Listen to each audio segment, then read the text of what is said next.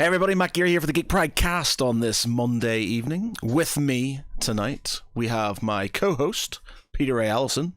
Good evening, everyone. And our special guest this eve, live from Germania, Oz Mills.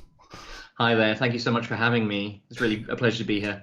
No, pleasure's all ours. So, Oz, who are you? What do you do? What's your thing? So, my name is Oz. That's my real name. I have been working in the role-playing game industry for about 10 years now as a writer for various different, mostly franchise work. So things like Dragon Age, Star Trek, that kind of thing. I believe the main reason you've brought me on is got a book right here, Tales from the Loop. They grow up so fast. A new adventure. A new mystery. Sorry, the generic role-playing game terms. The new mystery for Tales from the Loop. And I, as you said, I live in Germany. I used to live in England. Then I lived in Scotland, and now I live here. So I guess we've got to get to the crux of it. Why the move to Germany? I fell in love with a German woman while at a LARP in the UK. Yeah, that'll do it. That works. That'll do it. And what you did Scotland as well? You kind of moved from England to Scotland. Yeah. So I am half English, half Scottish. Most of my family is actually in Scotland. I lived for about 20 years of my life in England, and then a job came up in Scotland right next to. At that point, my mother was living up there, and I had an easy, an easy stepping stone to living there. So I worked there for about 12 years in originally the video game industry, where I started as QA, became a designer, and then while working for the same game that I originally worked for with Real Time Worlds, the creators of Crackdown back in the day,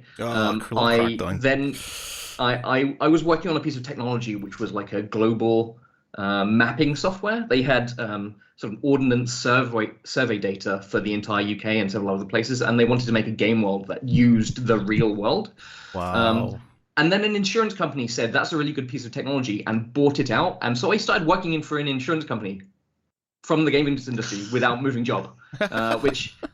wasn't great. So I moved from there from a designer to UX designer, and then eventually in around 2019 I had the opportunity to try writing full time, and that is now where I am. My bread and butter is a lot more boring writing, like article writing for online publications and things like that. But every now and again a good opportunity comes up, and as I said, since about 2014 I've been grabbing hold of opportunities for writing for role-playing games when they've come up. So what's the big sort of... Obviously, there's a big sort of difference. I guess they're both nerdy sort of jobs, but, having the tech side of things and then moving to a journalistic or creative writing side of things, was that something you'd always wanted to do, and it just sort of the opportunity came about, or was it something that you sort of kind of gradually moved into? It's very much something I sort of gradually both moved into, as well as realized was something that I wanted to do in my life. I started out in QA because I was very young and thought, oh yeah, playing video games or whatever is going to be great. And of course, over the time, you gain more of a mature understanding of the industry and all that kind of thing. And I always wanted to get involved as a designer for that kind of thing. And when that came up, when certain changes occurred in the company I was at, I jumped at the opportunity to have more of a hand in the creation of things. So I was level designer for a while, I was UI designer for a while, and that's what got me into user experience, UX, kind of the idea of helping people understand what they need to do when they first access a piece of technology and how to use it and that kind of thing. And that really appealed to me. So I continued to do that for a good long while. When I entered the weird insurance business that I didn't like, I work in insurance. So just for some context of how they were going to use it, they wanted to create an onboard system for you. Well, there's already a piece of technology you can plug into your car that tells you where you are via GPS, as well as how hard you're turning, how fast you're going, how hard you're braking, all this kind of thing. And what I wanted to do was visualize for people who had their insurance, here is what you're doing when you drive. So here is where you braked too hard, all this kind of thing. And you could easily do that with like a Google map. But no, they wanted a full 3D experience with like touching the road and moving all around, and it being really, really immersive for some reason in an insurance app. And so I was charged with creating a 3-dimensional interface for an insurance policy, which nobody needs. But from there, I moved into sort of mobile. I moved into another company who was making healthcare applications and mobile and stuff like that. But it wasn't as exciting as the video game industry. It wasn't as interesting as the video game industry because, you know, I have a passion for games, and much like many people who enter the industry, like big nerd. So when an opportunity to do writing came up, some of which I had kind of practiced through doing things on the side while working for these companies, and then later on kind of really dove into. I left the company in 2019 and started trying to do it full time. And of course, you know, 2019 was a great time for job opportunities, wasn't it? There was definitely nothing problematic happening in 2019, 2020. And then 2020 came along. Yeah. Nothing went, So basically, many companies at that point basically stopped reaching out because like the poop hit the spinner, and the things dried up. So I then started working for kind of more mundane writing companies, and I've been doing that ever since as like the bread and butter, but continuing to do role playing games on the side because it means I earn the money and I do the fun thing when it comes up, which is great. It sounds a lot like my career to be fair. I mean, I started out in actually using topographical software in my day job. I was working in civil engineering, and I was kind of responsible for, like, you know, aligning the construction with the existing topography and working out how much. So I mean, what you're working on was actually, I could have used that. So you can kind of understand how someone who looked at the UK's data for that kind of thing would be like, this is a treasure trove of data that we could use for something. Absolutely. But unfortunately, it didn't go in that direction. For whatever reason, people didn't pick up on it. Yeah, and then kind of like during that time, I kind of sidelined into journalism, which I'm pretty much I'll do full time now. And so I mean, and then you kind of done that one step which I've not yet done, but I really love to, which is kind of writing for role playing. I mean, how did that initial leap occur? So in I can't remember when the call went out, but it was around 2013, 2014. Who was it? Green Ronin put out a call for people to write for, I think it was Dragon Age at the time. I'm not sure if they actually said what it was for, but there was, in the role-playing game industry, there was this like, we think they're doing some more Dragon Age stuff. So they basically said, can you send in a pitch for something? And we want you to send in a concept of a creature that will be in this world. And we want lore on it, and we want details about mechanics, how it works, and here is how you have to write things if you send them to us. So based on that, I sent them a 1-page document which had a creature based on, I think Dragon Age Inquisition hadn't come out. I'd seen the trailer, and based on some inferences I'd made, I was like, here's an interesting concept for what might be in Dragon Age Inquisition. So it was, I think it was a creature that dealt with like time magic and stuff like that. And I wrote a concept for what they were, partly based on what was in the trailer, and also just making it very clear that I was kind of making stuff up on the side, but also saying, based on what I understand, here are mechanics of how their abilities would work. And they then took me on as writing for, what was it, Faces of Thadus, which was a a full set of all the known characters in the Dragon Age franchise, Oh, wow. stats for them, lore about them, and also factions in the Dragon Age franchise. So like different countries, organizations such as spies and rebels and the churches, or the churches, quote unquote, in that setting, and how they all interact with each other as different political organizations, and how you can use them in a game, importantly, how they can affect role-playing, how they can empower or disempower players. And that was the first work I did. That wasn't the first work that was published. I did some work soon after that for Star Trek, which, as a massive nerd, has been the like pinnacle of my like happiness of working in this industry, is working on something Star Trek.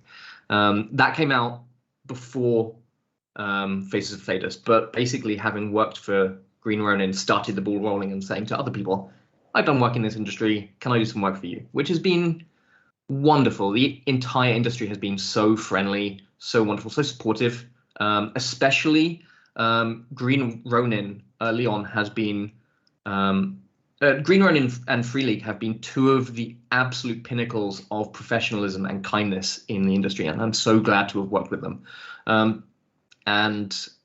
Yeah, they really helped with some early understanding what you need to do in the industry, just to sort of get going, and how to write for things, especially as someone who had at that point good writing experience but limited role-playing writing experience. They helped with examples, they helped with showing here's how things are different, and that really helped me focus on how to create stuff in that world. Yeah, because writing for a role-playing game is very different to writing for an online article, and magazine, and newspaper. It's a different texture, for want of a better term. And yeah, I mean, it's a skill that you have to learn. You can't just, and I mean, you have a certain foundation if you've got experience in writing, but not necessarily the ability. I think is the best way I can phrase it. And as you say, I mean, Free League have been absolutely wonderful. I mean, we met them a few times. We chatted to them on the podcast. We had the artists from Morkborg who worked with them as well. And yeah, they've been a fantastic people to work with and collaborate with. And they send me a lot of books, as you can see from the library behind him, with the shelves that are about to buckle under the amount of RPG books. Shelf, another shelf down there, which is. So how many of them were sent to you, and how many have you actually bought with your own hard-gotten gains? Pete gets a lot of freebies.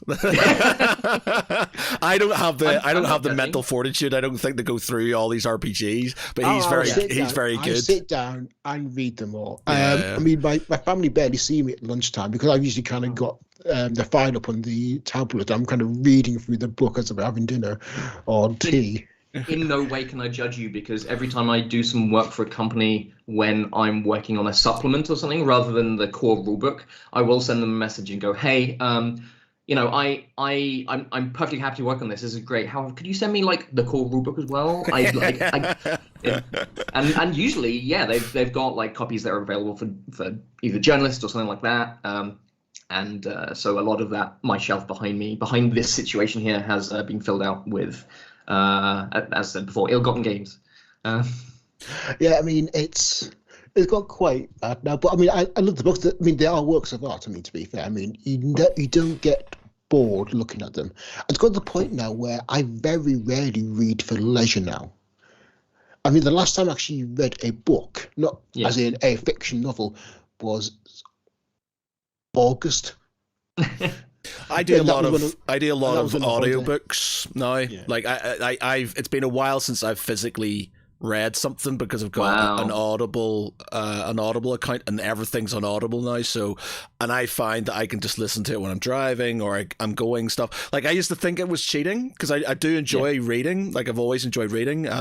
But because I feel like I get more of the books I want to listen to done. Like, I've gone through loads. The newest Red Rising one, which was out recently, Lightbringer, which I just finished. I'm on the new Sharp novel, which just came out recently, so I'm listening to that at the minute and stuff. And I didn't realize they were still making Sharp novels. Yeah, they got Sharp's Command came out last. So wait, it's Sharp's Assassin was last year, and then Sharp's Command, which has just come out, and it's sort of like they're in between. They're sort of like Sharp's Assassin's after Waterloo. Sharp's Command is when he's still in Spain. And yeah, they're good, and like I've read them physically and stuff, but it's like the idea of having stuff where I can literally listen to it when I'm doing spreadsheets or when I'm in the car and things. I kind of feel like I'm getting more of my reading inverted commas done.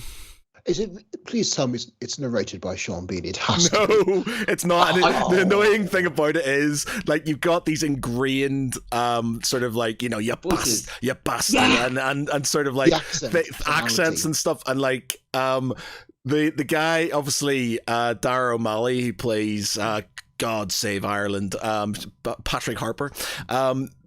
He just doesn't do him. I don't think he does him justice. It's a very sort of like question I was going to ask. Yeah, it's a very generic biggity bong. So it is Irish sort of accent, and I'm just like, come on, man, you can't do that to Harper. It's so good. That it's not bad. Don't get me wrong, it's not bad. You sort of get past that after the initial. This isn't Sean Bean, and this isn't sort of Dara O'Malley, but yeah, it's good.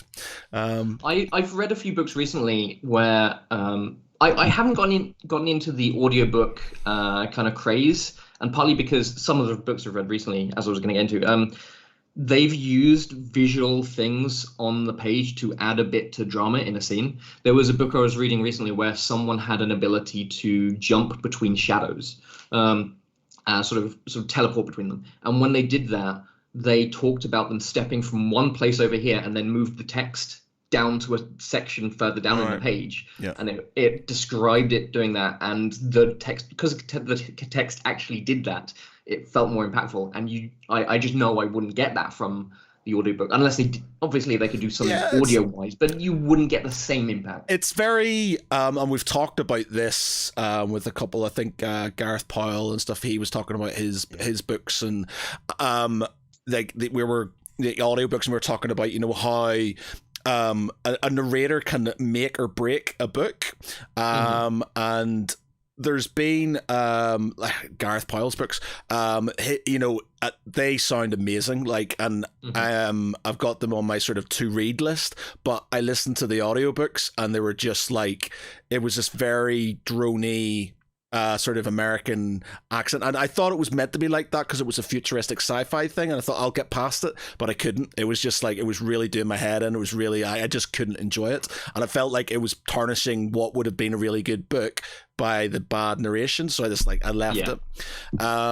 That's the same with Vasquez, unfortunately, as well, which I know Pete really enjoyed the book and stuff. That's a fantastic. You have to read it. Yeah, I listened to 3/4 of it and I powered through it, but it's not like the audio behind it. She's obviously of sort of Mexican descent, so you should get the whole sort of kind of Vasquez thing going on, but it's very monotone. Like she can only do the actress who's doing it, or sorry, actress, very on PC of me. The actor who's doing it can only seem to do one type of voice for everybody, and it works for when she's playing the character she's meant to be, but when she's doing like I don't know, when she's doing Drake from she's doing Drake and things like that, it just doesn't sound like it should, and it's a bit, it sort of it knocks you out of the whole thing, because you're just like, it doesn't, and it's like it's not bad acting, it's just because there's not enough to sort of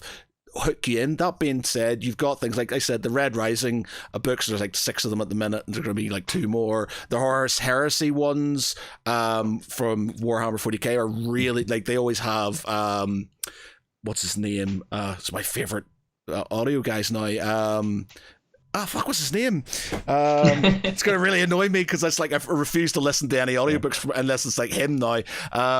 What's his name? God, I'm gonna have to Google it. But I was listening to the Walk Among Us audiobooks from Vampire the Masquerade, and they're really good. And they've got like a different narrator in for each story, and they actually nailed it had the texture and accent of each character absolutely spot on. Mhm. And it was just an absolute joy. I mean, I tend to listen to podcasts rather than audiobooks, but I made an exception for this one. I'm glad I did.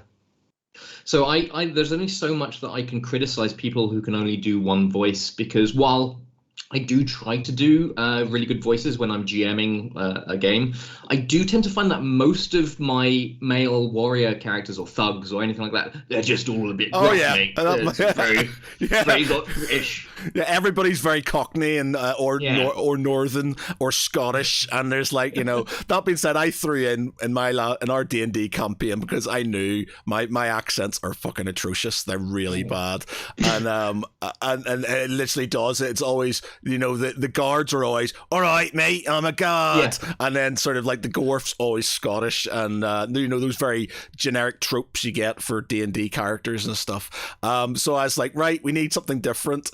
And so we had like a rogue or a thief. So we called him Jonto, because Jonto back home's a very sort of Northern Irish sort of name. So I was like, he was called Jonto, so I just put a Northern Irish accent on him and went, there we go, we've got a different accent now and something. That's just your accent. I know, it's more exaggerated, a more exaggerated accent. But, Okay, yeah. But the whole sort of thing with like audiobooks, they really, really do. I'm still trying to find this bloody guy's name. But it's really sort of it makes the difference, and you can get some really good ones that are just so like they really just drag you in, especially some of the dramatized ones. And you know, I would definitely sort of, you know, some of the ones, especially like I said, if you're in, I don't know if you're into your 40k type stuff, but if you are, the Horus Heresy books, especially the Siege of Terror ones, which have just come out, are fucking awesome. They're so good, really well narrated. He does different accents for every different things. He does different sort of regional dialects and stuff, to the point where you have like, he does like, you've got like a Northern Irish sort of princeps for like a Titan Legion and stuff. It's like, Northern Irish people in the 31st millennium. That's brilliant and stuff. So it's Titans. Nice. Yeah. But yeah. Okay. And I mean, what I want to ask as well is, how did you tend to do a lot of kind of franchise related writing for your role play games? Yeah. Is that like was that something you just did intentionally, or was that just the way it happened?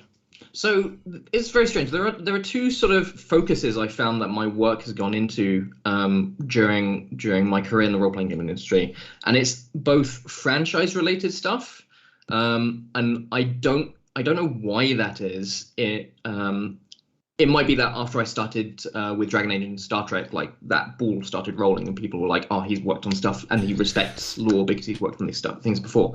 I've also done a lot of things on non-human groups, so alien civilizations and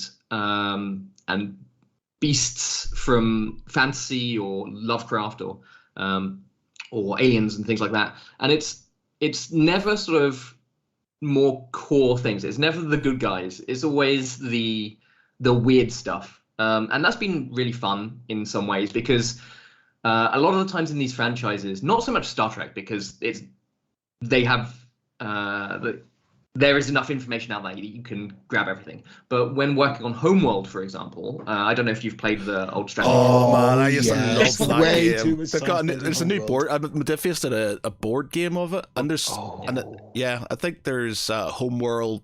There's the new game coming out, the new computer game coming out. There's a mobile game.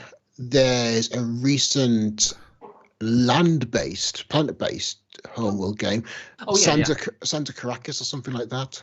It's very, very good. I very much enjoyed it. It adds to the lore in a fun way, and I realized how good it was and how much it matched Homeworld's mood as soon as the first mission started. And you know, in most strategy games, you got your tanks or whatever, you click on the thing, they'll move up and start firing. In Homeworld, Deserts of Karak, that's it. I selected all my little scout buggies or whatever, clicked on the enemy, whatever, it was a big thing, clicked on it to attack them, and they started moving towards it.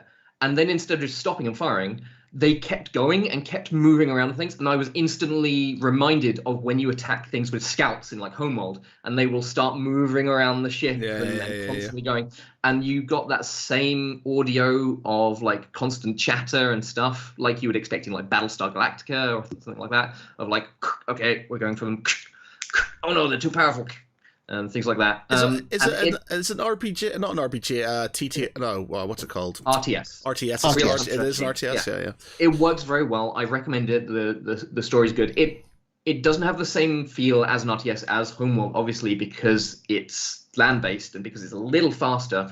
But a lot of the things just keep touching the same moods as Homeworld, and it certainly feels like an addition to that franchise. The Homeworld role-playing game, their free start guide, quick start, actually sets itself in that world. Okay. When that came out, they hadn't released the actual game itself, and so the quick start is just a little bit of lore of you finding the first sort of buried ship from millennia ago or whatever it is, and you and another group finding it, and you having to sort of protect it from this other group, if I recall. And so working on that was really fun for me, because I played Homeworld back when I was 10 to 15. I don't know how old I was. Yeah, young. It's gonna be. I was pretty young. What year were you born in? 85. Yeah, so I'm 81. So I remember my dad playing Homeworld when it first came out, the first one and stuff. Yeah. But yeah, so getting back to the point we were originally at, there is very little information about a lot of the groups in that, a lot of the lore behind that. There is some, and it makes it clear what that is, but most of the people in that universe, most of the factions in that universe are paper thin in terms of how they're described.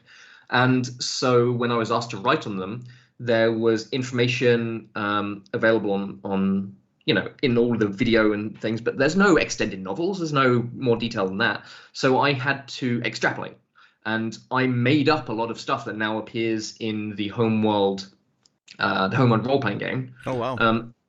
And when Homeworld 3 comes out, I fully expect all of that to be made non-canon, basically. Because I made up all the stuff, and Homeworld 3 was already in development at that point. Yeah. And Modiphius would have sent that off and then got it confirmed that it was all okay. But I fully expect that Gearbox considers it beta canon, basically, like you would with when a Star Trek novel comes out, that is almost sort of canon until a TV show or movie contradicts it, and then that's canon. Yeah.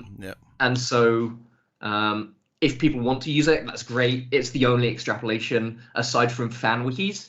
And there were plenty of fan wikis, but due to the nature of them, when you're writing things for companies, you are encouraged to never look at their stuff. Because if you take their stuff and use it, then copyright.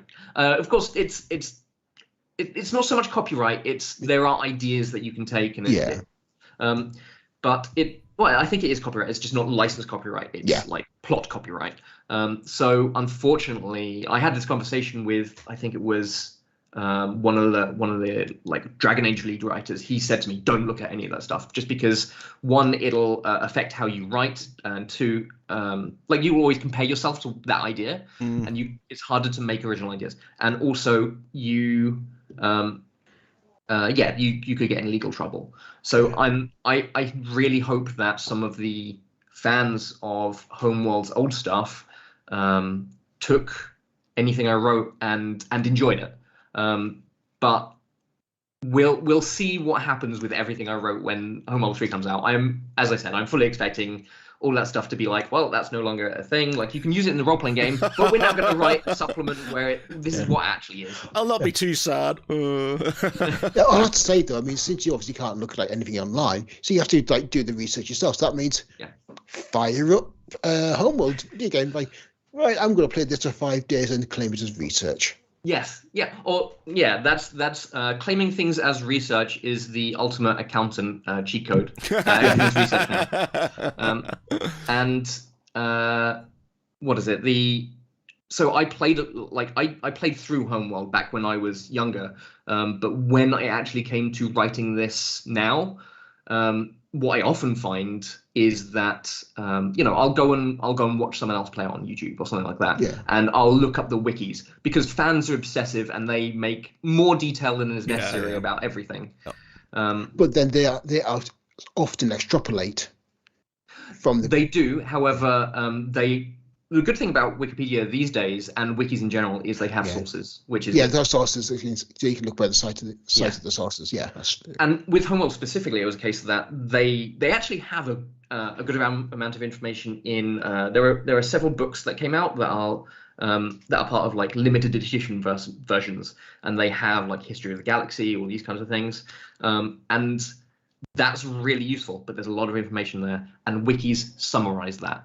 Right. And then they'll say, you can go and look up this here. And you're like, okay, oh, that's really useful. Now I'll look up the details for when I need it. I actually found that in general has been a thing that I found in both the video game and role-playing gaming industry. Back when I worked for Jagex back in the day, like I was customer service for like the RuneScape game. Wow. Okay. Yeah. I was about 20, and I'm now 38. I think. Basically, whenever we were answering questions about things that players were asking that were to do with like items in game, we'd just look it up on the fan wiki because they had more detail than us. We could go and look up the information in the actual files in theory, but one, that wasn't really available to us as customer service, and two, if we looked it up, it would all be sort of data about it would all be like in code form. So it would be like, instead of the name of something being like mithril armor, it would be like armor _ mithril _ whatever. And that one's an obvious one, but there are plenty that aren't. Yeah. We're gonna mess. I'm gonna bastardize this name, by the way. So you have my apologies from the start. Is it Michael or Mikhail Mikhail, I think. Mikhail Radakowski. You'll know I think. Yeah. Well, apologies. I've killed your name. He says you don't look 38, more like 28. I'll take it. Yeah, I'll accept that. I am beautiful. I accept that. I have to carry this hard cross to bear, but I'll take it. It's the burden that you will sadly bear. Yeah, it's this beautiful beard. It does it with the streaks of grey appearing. Yeah, I get that sort of like whenever I shave my beard off, people say I'm like you look a lot younger. Than like it's a bit of a weird thing, so I don't sort of do it very often. There's a reason why I dye my hair. There's so much grey. I've never had the sort of like people sort of kind of have this thing like I take the grey streaks as a bit of a sort of like silver fox sort of idea. It's like, I'm turning into a silver fox now. That's getting a bit older. So two things. One, I've been not forbidden, obviously, but between myself and my wife, I'm not allowed to shave my beard. And two, I'm okay with that because aside from it just being kind of annoying, aside from the beard just being a bit annoying sometimes because it gets scraggly and you have to keep shaving it, it hides the jowls that are slowly appearing, the dumpiness that comes with age.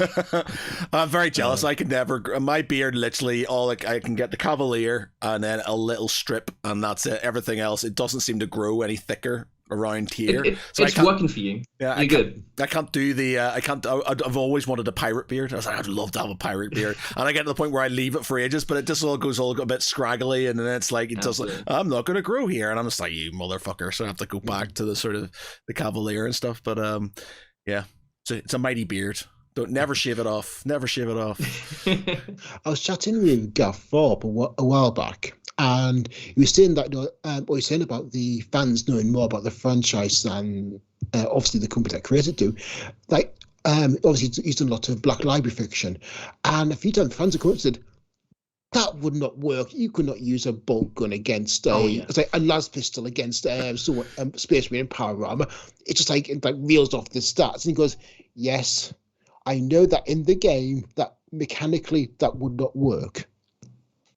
But in the case of the story, that is what the narrative required."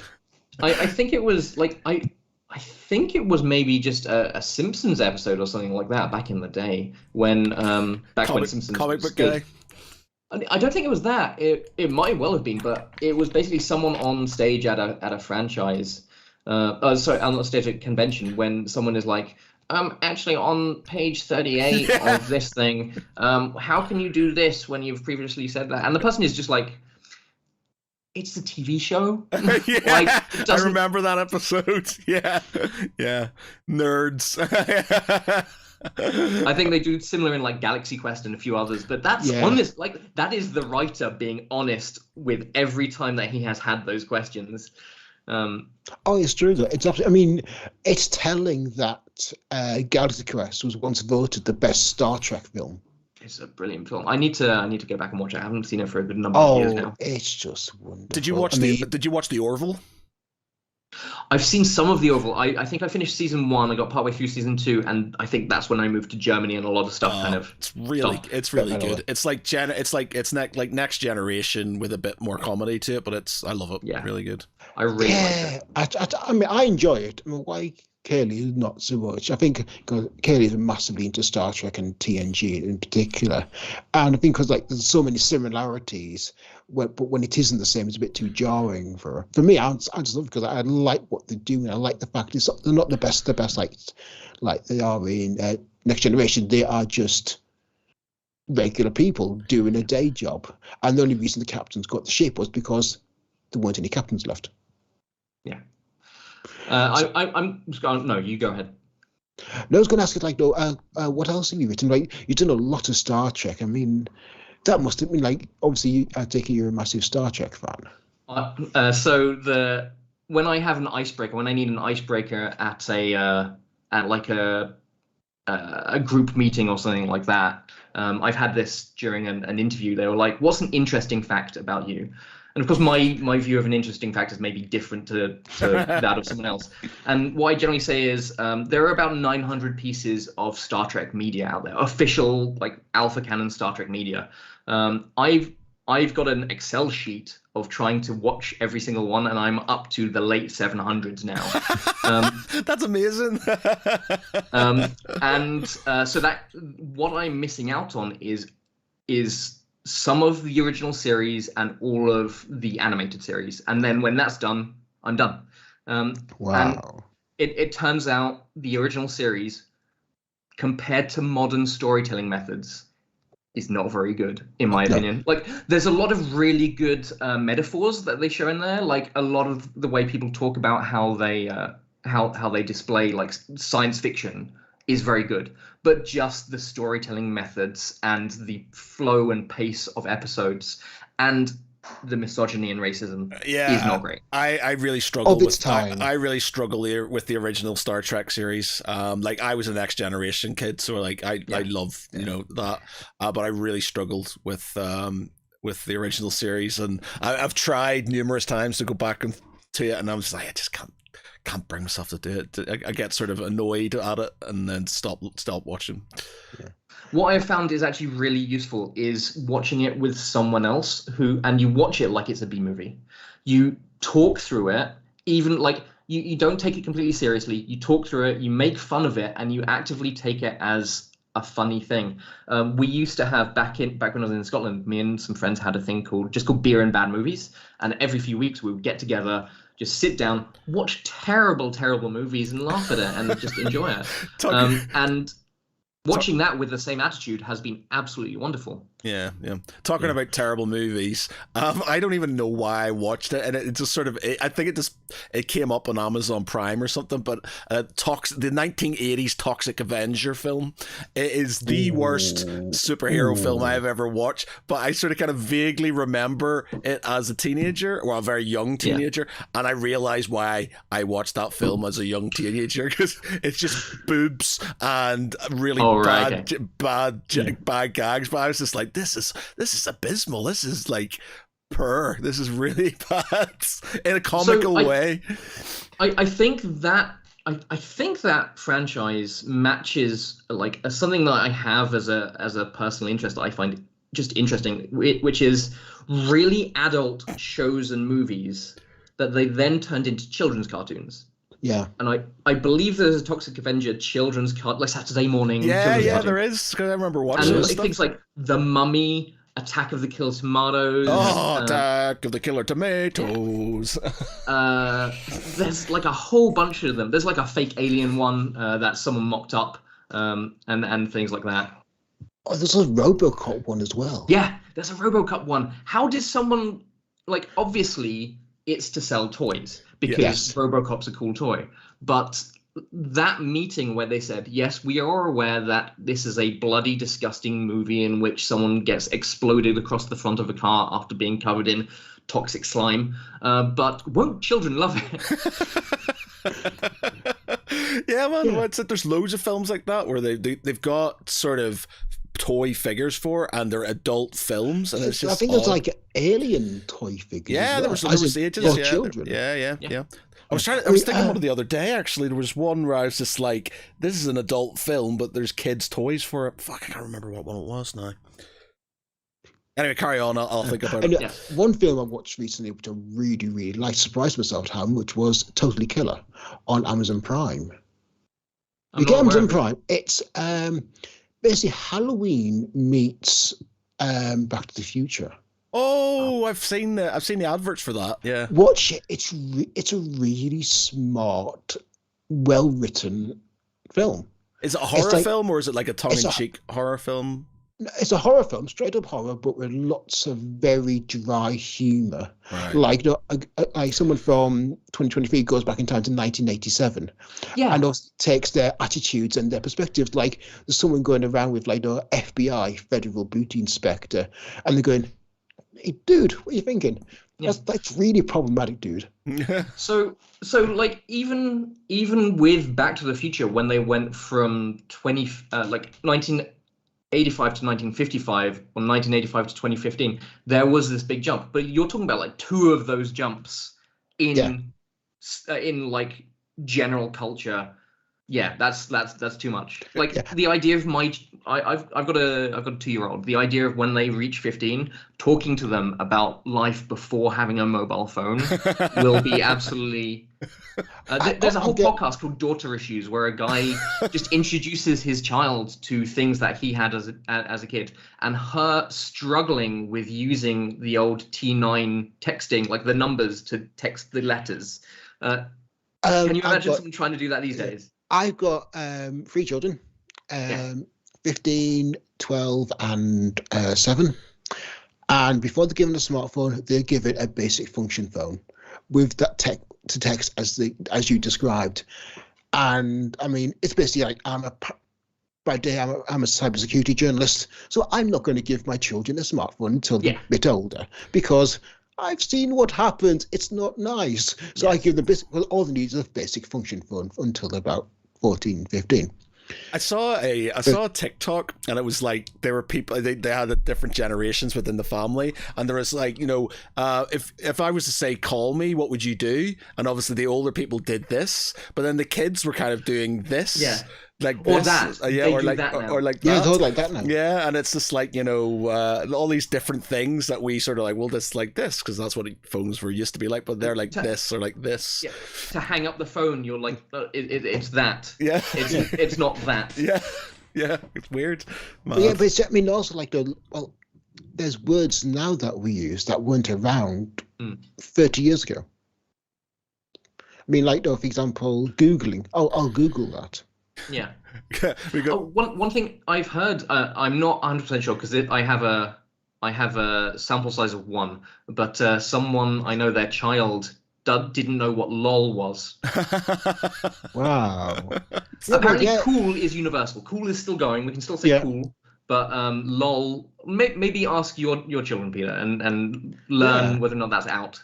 I'll quiz them tomorrow about it. But I mean, there's lots of kind of language. I mean, my mum, bless her. I mean, she says like, "I'm going to troll the internet," but she means that as in trolling, troll. As in trolling. So it's called trolling the internet. I'm like, okay. Doesn't mean what I think you think it means. But but again, that's just found language and etymology absolutely fascinating. The way it kind of words die out, new words come in, and Yeah, because like mum and dad, but that children speak to us something about that they're done on a game or like they're done on the internet, and it's just going over their heads because they do not have that language, don't have that understanding of how that side of things operates. Yeah, well, that's we got Chris Wells says try explaining VCRs and cassette tapes to kids now. That's mad. It's just like thinking about it, even like DVDs are probably sort of kind of originate. Like, well, Alan Wake 2, that new video game, is not being released as a physical release, as I understand. It's just been digital only. Yeah. Baldur's Gate is not available anywhere except Japan in physical form. Which game, sorry? Baldur's Gate 3. Yeah, okay. well, it's mad. Like the kids these days aren't going to. Cool. I said it. I said kids these days. Oh god. Yeah. I think there's a few more greys that just appeared. Oh no! Do you know what the funniest thing, man? Like, because I do a lot of tabletop gaming, and I had this. And I was saying, it's like, why aren't there? Like I'm into my historical wargaming as well, and I was just like, why do it's always old people who like historical war games. I'm going to do something about it and show them that young people. And I went, Matt, you're 42 years old, and I was like, fuck. I can't be the young guy. I'm not a young guy anymore. No, Matt. When you hit the 40, you're no longer young. Yeah, well, it's my friend, because I fell over and hurt my finger. I tripped on my fucking shoelaces like an idiot. And my friend turned around to me and went, dude, you do know that you're moving from you tripped over to you had a fall. Matt had a fall. And I was like, no, I didn't have a fall. I just fell over. He's like, you had a fall. I had a fall today. You can't see it. In the swimming pools at Waterworld. And basically like slipped some steps in the pool. It was wet. Boom. Now, did it trip over? Did I have a fall? Like, you had a fall. Yeah. Pete, that's it. You're getting that age. You're at home next, man. Did you break all the rules? Were you running next to the pool? No, I was just holding the hand of my 7-year-old as he walked in. And I was obviously focused on him. And ouch, bang. And it's like someone knows me. Oh, are you okay? Yeah, I'm fine. Please just stop embarrassing me. It's when somebody tries to help you up. Oh, let me help you up, sir. And you're like, I'm not that old. I'm not that old. Yeah, it's about a couple of years ago. I was like, I do a lot of biking around on my pedal bike. And I was going down this hill, and I know what happened. I was going down too fast. I was braked too late, and I hit some gravel, and my V-wheel spun out behind me, and I fell off. And this guy on a bike kind of pulls up behind me. Oh, you okay, mate? You okay? And if you can do it, it's like, no, I'm fine. Please, just go. I'm embarrassed now. There's a lot of falling over going here, Pete. I'm worried about you. Yeah. Oh, I do come through as well. So you go.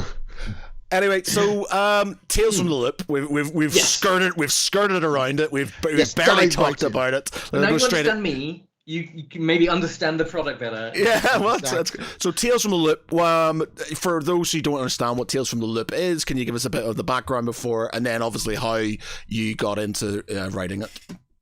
So just very quick, I didn't write the core product of Tales from the Loop. However, the concept behind that is that you play a group of kids in the 80s, and you are resolving mysteries based on strange stuff that might happen in your hometown, basically.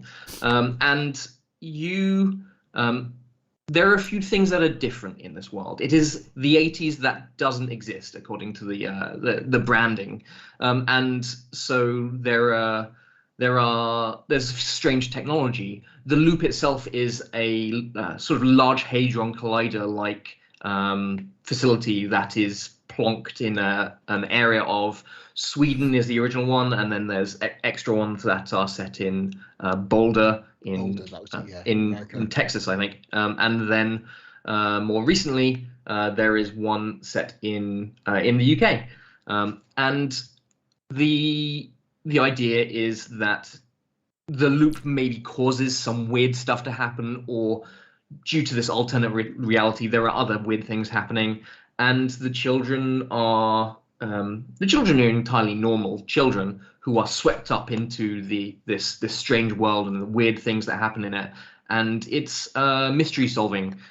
situation. So there might be like a robot that or an android that like comes to life, and maybe you're trying to protect it from people, or maybe there's a weird device that's been found in a field somewhere that's making adults around it act weird, but not kids, and or something along those lines. Or maybe all the birds are talking. Who knows? And that's literally one of the first mysteries. And the idea is that you then, as kids, have to cycle between trying to resolve this mystery while also dealing with real life. And the game strongly encourages you, scene by scene, to swap between these things. So the opening scene might have you doing an entirely normal thing that is then interrupted or otherwise affected by an introduction to the mystery in some way. So as described before, maybe you're all leaving school and you describe how all your kids separately leave school, or maybe you're all friends, or however you want to do it. And then when the birds start talking, that's like, oh, something weird's going on. We'll bring all these people together around a shared mystery. And then, oh no, I've seen that lots of people are joining the chat who know me. That's dangerous. So, hey Oz, hello everyone. There's a little chat, a little side chat going on in the chat. And it's very based on a lot of sort of movies and culture that involves the 80s. So in the core book, a lot of the archetypes are things like a bookworm and a jock and a weird one, like as in, an outcast kid, and a few other things. And together with having weird stuff and normal life together, it sets this really interesting tone of trying to keep your life together while also having it turned upside down by this weird thing happening. And there's certain rules to it, such as the adults never believe you. That's really important because you don't want them solving the mystery. And also, it's more fun if the adults don't believe you. They either think you're lying, they think you're exaggerating things, or, they're not going to believe a kid who says they've seen aliens. And also, in the core Tales from the Loop, an important rule is that kids can't die. Yeah. So the idea, it's always like a continue forward setting, which is nice.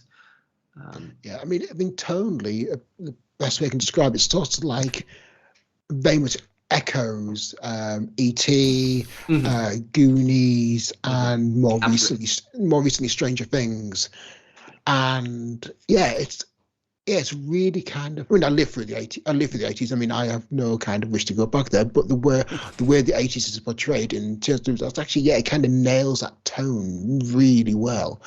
And I mean, I think I tell something that's very interesting. It started out as an art book. Yeah. Then it became a role play game. Then it became then a TV series, and now there's a board game as well. Yes. My understanding of the timeline is, as you said, it started as Simon Stalenhag is the artist behind this series of art pieces, which are just this alternate reality 80s. So he put in sort of big floating tankers and things like that, slowly moving over a countryside of an otherwise normal countryside of snow. A child who has some weird equipment on them, controlling a big robot, giant robot arm. Yeah, there is a sense of naivety to the child, but also this like police car is barreling towards them because it's obviously dangerous, and things like that. And they're just images that really evoke a sense of a strange world. However, everybody in it is innocent to how different it is to everywhere else. And it really lent itself to the idea of this child or this kid-led role-playing game. Yeah. And then, from my understanding, the Amazon TV series came after the role-playing game. Was interesting, but I don't think it did very well. It was interesting to watch. I think some really good stories, and it did nail the atmosphere of the role-playing game and the art book. I just don't think rating-wise it kind of did as well as Amazon had hoped, because they had to pay a fair bit for the IP. But it's still really good. I mean, my wife and I enjoyed it. It was kind of... the pacing, I think, would have turned a lot of people off because it was very slow. But it was just so beautiful. Look at the real nail, the scenery, the location, and it's like, yeah, it's just take time, but I can just sit back and enjoy it. And I think people that may want something a bit more faster paced, it wouldn't be for them. But like I said, they nailed the atmosphere, they nailed that kind of wonder. And I like the way the fact they kind of recreated some of the art pieces in the TV show. So I mean, you kind of have to. When the art's that good, you can't not.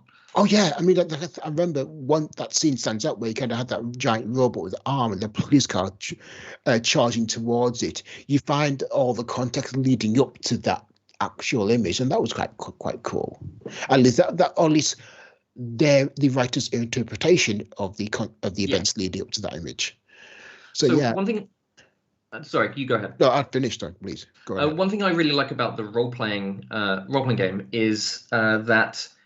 And you'll find this a lot in several other similar systems, other systems that use similar mechanics to tell someone, and is that instead of like hit points, you have a series of conditions. Yeah. So if your kid fails at something, they'll become either upset or injured, and that's like, they've got a scraped knee or a broken leg or something like that. But or they'll be frightened, and they're all things that can affect, kids. You can see them affecting them. And then the last thing that can happen to them, if they get all of those and then get another condition, they are broken and they can no longer succeed at anything. And I just love this idea that it really follows those kinds of movies and TV when the kids try to do something, like they reach a big pivotal scene of like halfway through the movie, when they try and do something and they fail, and then they all go back to their like shared area or someone's home or something, and they have a big falling out because they're just angry at the situation and one of them has been hurt and all this kind of thing, and then they all split up. And what the role-playing game does is encourages you at that point to go and interact with an anchor, so this like other NPC, and you narrate how this interaction happens, and you can heal all of your conditions through interacting with them. And so that's the kids all being angry, going to like their parents or the local librarian or the school teacher or whoever their anchor is, and having that little scene that reminds them of why it's great to be a kid and all come back together and be friendly and all this kind of thing. And then they all come back together and they all apologize, just like it happens in the movie. And then they can go and figure out the plan to go and solve the mystery, defeat the thing, whatever they need to do. Yep. It really matches the tone that I would hope for in something like that. And when you're writing the grow up stuff, you mean this? Yeah, that. You nailed British culture perfectly in that time. Thank you. I was reading that, and like I grew up in the 80s. I was in 85. I would have been 10. So yeah, I was kind of very much around at that time. And yeah, you nailed what we do and what we like, the TV, like 3 channels, 4 later when Channel 4 came along. Yeah. And the kind of whole kind of culture of UK at that moment. And in fact, he touched on the politics and Thatcherism. I didn't want to go too far into that, just because one, it's like an alternate reality, and 2, there's only so much I can write without getting angry at Thatcherism. Yeah, exactly. But yeah, but it was a point at that time, and it did need to be acknowledged. Absolutely. It more affects sort of the parents and the sort of side, the secondary scenes to most of what would happen in a game, but it can really set a tone for that. And also like the context for many mysteries that can happen in that region. Just the idea that maybe the loop is undergoing a change in structure because some government thing is happening, and so the kids, like, they're broadly aware of it. It doesn't affect them, but it does affect the world, and that is kind of fun because it can really add to a lot of scenes of maybe that's causing parents to argue, which is then affecting the kid, and that can all actually cause like conditions in the kid. They can get upset. That now allows that then affects things later on. And thank you very much for saying that I really captured the 80s. Like I was born in 85, so there is a period that I was living there, but only so much that really impacted on me. And it was really fun writing this. I did grow up in Yarmouth, which is where Yarmouth, wow. I was going to ask, like, I've been to Great Yarmouth a few times, very recently, but until very recently, and you really nailed that sense of kind of seaside town out Yeah. of season. And why did you choose to set it in Yarmouth? So I wasn't actually the person who originally made the loop in the okay. UK setting. I think it was Our Friends the Machines is a previous book, and in that they created a how to make a loop wherever you want guide, and they created one in Greater Yarmouth there. Okay. So originally, I'm gonna get in. I'll get into like how this all came about if I can. Please do. So back in 2017, this whole thing started. I had a copy of Tales from the Loop. I liked it. I had some of the additional books, and reading through it, I loved a lot of the mysteries.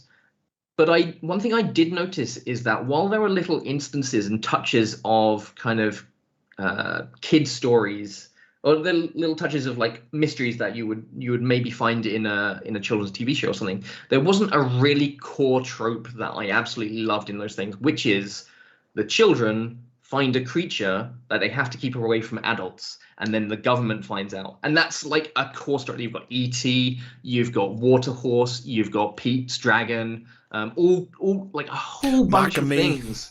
I haven't seen Macamee, but I'm aware of it. The Paul Rudd thing. I'm unfortunately aware of it. Yeah.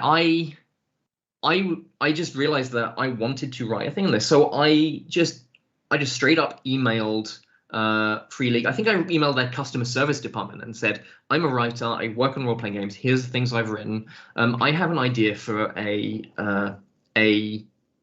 mystery that involves this kind of thing. Can I please pitch you? And they that somehow made it all the way to Nils, who's one of the head guys at Free League, and he emailed me and said, this sounds great. Can you send us like a proper pitch document? Here's what we need to know. So I remember sitting on my sofa. I was at my mother's house for Christmas, and all the other guests had left, and I was my mother was on a computer, and I was sitting there surrounded by like Christmas chocolate, gorging myself, and on the laptop just typing away this pitch document for the 4 adventures that you find in the book. And so the book itself, the 4 adventures are basically spring, summer, autumn, and winter. It follows one long story in which you find, look after, and resolve a story regarding an entity that you discover / discovers you. And obviously, I don't want to spoil it if anybody listening is. Do I have to go to my bed, or is that a dog? Me. Sorry, I've blocked off so other people can't hear me shouting at my dog, and I forgot to block. Oh, sorry. My dog's being an absolute asshole at this moment in time. He's just being a douchebag. Knocked my bloody microphone over, and apologies. So carry on. If I shout at my dog, just ignore me. It's okay. I fully sympathise. We have a 2-year-old dog. I know. Yes. So the. Where was I? The 4 mysteries build up this story. I don't want to kind of spoil anything, but you discover more about the creature, its wants and needs, its abilities that it has, and how those abilities then sort of impact on the children in various ways. And there are each mystery has you focusing on a different problem that those things then cause, and it was really fun kind of thinking up these issues and finding fun things for players to do regarding that. One thing that was a little difficult was finding a way to make the kids care about, well, not obviously people are going to kind of invest in a story that they're a part of, and you kind of expect players to go along with what a GM is asking you to be involved with. But on top of that, you want to kind of push this idea of players being like really invested in stuff. Build a connection. Yeah. So there is an optional sort of rule in there for GMs that if they want, they can build a more real connection between the children and the creature. Now, the creature can't like talk or anything like that, but there are ways that it can communicate feelings, emotions, and so forth with the children. And Some of the children can feel that more, some of them can feel it less, and so it allows there to be a level of empathy involved with it. And it was very fun kind of designing this creature. I tried to communicate it as best I could. One thing that really stuck with me, that really was a core idea, was that it had to be as adorable as possible, because what I wanted to do was players to latch onto it the same way they latch onto a useless goblin in Dungeons and Dragons. They needed to like care about this thing, and that could be through the fact that the players and the kids have basic empathy. It could be it looks adorable. It could be the GM, the storyteller, narrates how it acts towards them, and that was always a core thing that needed to be in there. And from my understanding, like people playing it who've talked to me have said that they've used all those things together, and different players respond different ways. Yeah. So it seems to have worked. Yeah, it's like I said, I've read through the book, and I really like the way you describe the creature, because even though it can't communicate verbally, I mean, you've got to understand, like, all communication is like 70% non-verbal. Yeah. There's a lot of body language, there's a lot of kind of tilting and smiling and eyes and everything. And the way you kind of describe where it's interacting really kind of nails the fact of, it doesn't need to talk. It can communicate quite well, if provided the storyteller, GM, what have you, can communicate, or at least can translate how it's communicating, without saying, it's saying this, but not saying it. It's like, you got to say, it's kind of noses up to you and kind of brushes against your leg and kind of gazes up with its eyes at you and looks at something.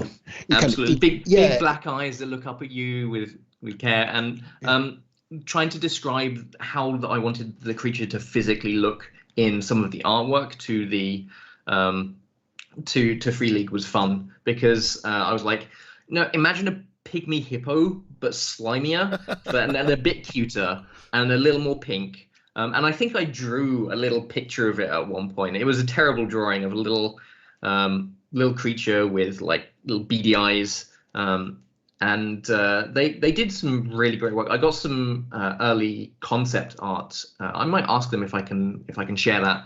And there was like a version that was more smooth. There was a version that was like almost scaly, like an armadillo. And I was like, no, that one, although it looks cool, isn't cute. I need players to be like, oh, it's doing an adorable thing. Let's look after it.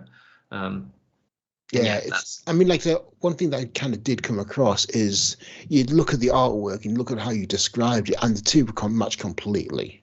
The artist was brilliant. Like, that's a rarity nowadays. Absolutely. They had, I think they've used some Simon Stellenhag art, but I don't think it's much. They have someone who emulates his style and has the like they have the permission to emulate his style for artwork in the books that they do, and they do a really good job of drawing United Kingdom scenes in Simon Stellenhag style, and I'm just really impressed with. I just love the front cover of it, because like it's kind of got those like it's got a windmill and kind of this futuristic tractor. Yeah, that's all broken down, and it's just I mean, barring the futuristic tractor, it looks exactly like from a youth when you're walking across the farmer's fields and when trying not to get caught. Absolutely. There was one fun piece of artwork I remember, which I had to ask for changes to, and it was originally in the early access PDF, so I know I can mention it. And that there was in the second mystery, there's a picture of a child holding this weird creature. And in the original one, they had their hand sort of underneath there and the other hand over the top.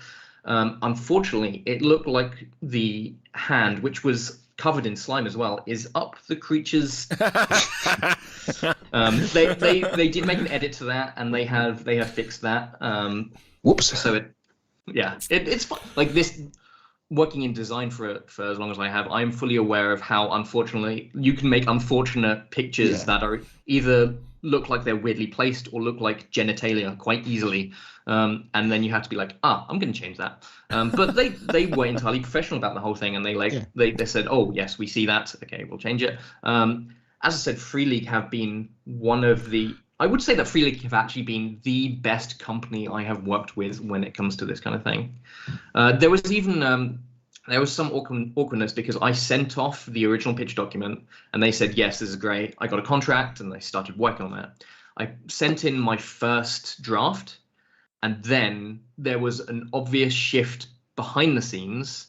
At the time, I didn't know why, but I'm guessing that they got the rights to Alien around that time. And so they were like, oh, yes, make this thing. And it became a huge priority for them. And this got put to the side, which is why I first wrote this in 2017, 2018, and it didn't come out until this year. Oh, well. But throughout that entire process, they were entirely open with me about what was going on. They couldn't talk to me about Alien at the time. And I'm not 100% sure that's exactly why, but there was obviously a change behind the scenes. Like back then, about a year after they basically they didn't shelve this product, but a year after they slowed this product down, they paid me. Everything was fine. The product hadn't even been like confirmed, and they hadn't signed off on the final writing. They paid me for this, and then a few years later, they asked for revisions and edits, and they paid me again for those, which you don't find in the industry. I've worked for another company who I literally waited 4 years for because I'm still waiting for. In fact, wow. I'm going to correct that. I recently got paid by them because I pushed for saying 4 years later is too long for me to wait for a third party to confirm something in a license. And you should, while the contract says that we should wait for that, 1, you didn't know that was going to happen. 2, we didn't know COVID was going to happen and slow everything down. And 3, it is against the spirit of the agreement we made early on. Please pay me. I will happily do any edits if I have to later on and won't get paid for them because that's not in the contract. But you need to pay me basically what you owe me at this point. And Free League weren't like that. Free League were absolutely wonderful and more than happy to accommodate kind of the needs of the writer. And also, I think they pay the best in the entire industry, from my understanding. At least, like Swedish krona to euro it might just be that that's good right now. I don't know, but they pay quite well. Okay, yeah, because I mean, like I said, all of our interactions with Free League, like we met them a few times at UK Games Expo, right? And they've always been completely open, completely professional. I mean, you got to compare that to some experience we've had at either UK Games Expo or CEX, where we turned up to one company at CEX, and we just given a runaround of, "Can you talk to us?" "No, I can't talk to you." "Well, can we talk to someone who can talk to us?" "No, because no." And it's like, because is it like NDAs and suits basically? No, because they didn't have anyone that was media trained at CEX. EGX. Yeah. EGX, not CX, not CX. Yeah. CX. We weren't trading in our old Xbox and some games. EGX, that was it. Sorry. Right. Yeah, that's one time. I was just going, why do you come Why to are you Expo? here? Yeah. Why without anyone that's media trained? Because this is what they like, are you trying to appeal only to the like 0.01% of the UK's players who come to this event? Or what are you doing? Exactly. So it was really odd. But then you go to like somewhere like Free League, and it's like, yeah, okay, let's do it right here. Let's have a chat with them.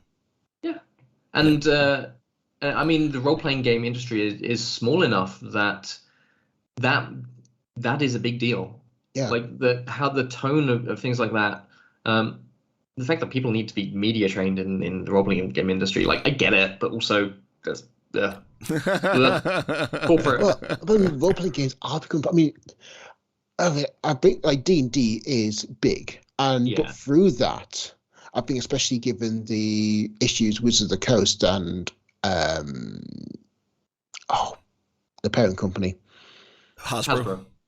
Thank you. Did at the start of the year. That's going to kind of cool a lot of people's opinions towards D&D and look at other games, role-playing games. Hopefully, I'd be just interested to see the stats and whether or not that's true.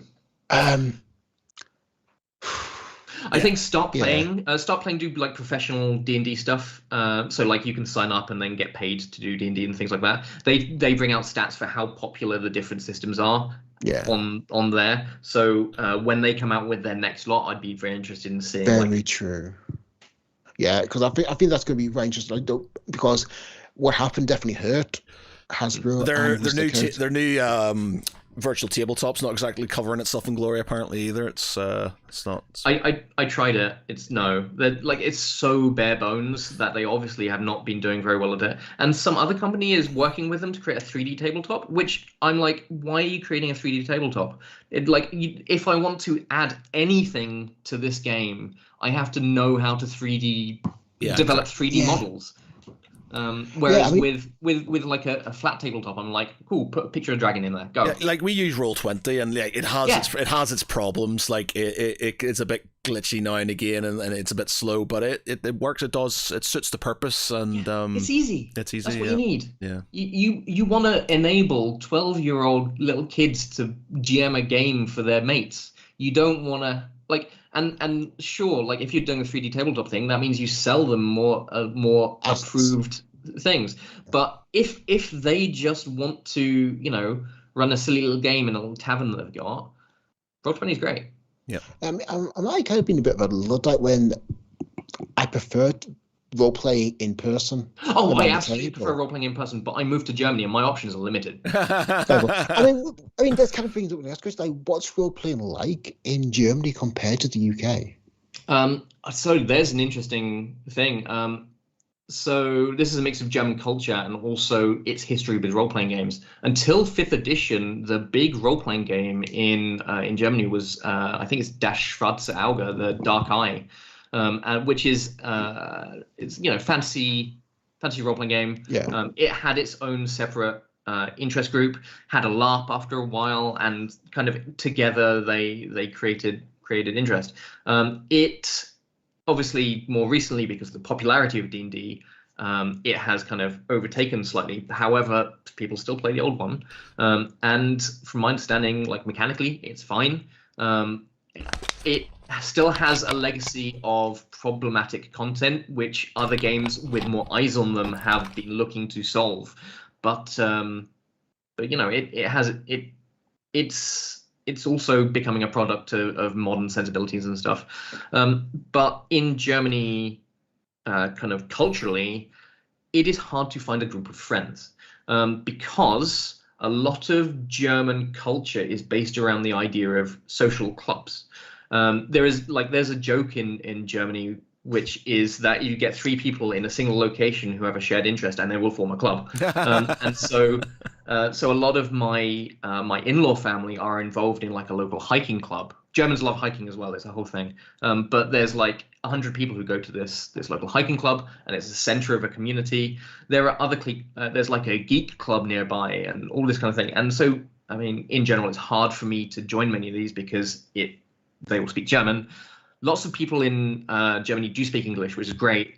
English teaching of foreign language is terrible. Teaching of English in other countries is great, so it's helpful. But trying to get in on those groups and know they exist and then joining them is difficult. Germany inherently has some difficulty with technology. Therefore, not many of these clubs have web pages, so it's hard to find that they exist.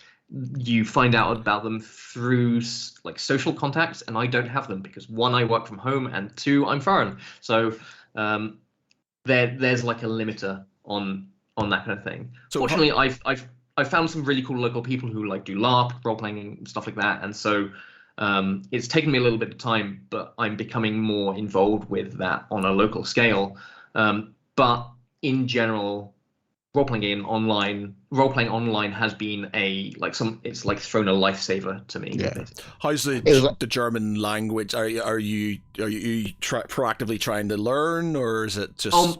Mein Deutsch ist nicht so gut. Yes. My German is not very good right now. I've really tried to learn as much as I can. It's I can get by. However, German syntax is quite difficult. Everything has a pronoun. I mean, people talk about like the joke, the boomer joke is like everything has a pronoun these days. They should come to Germany. Everything has a pronoun.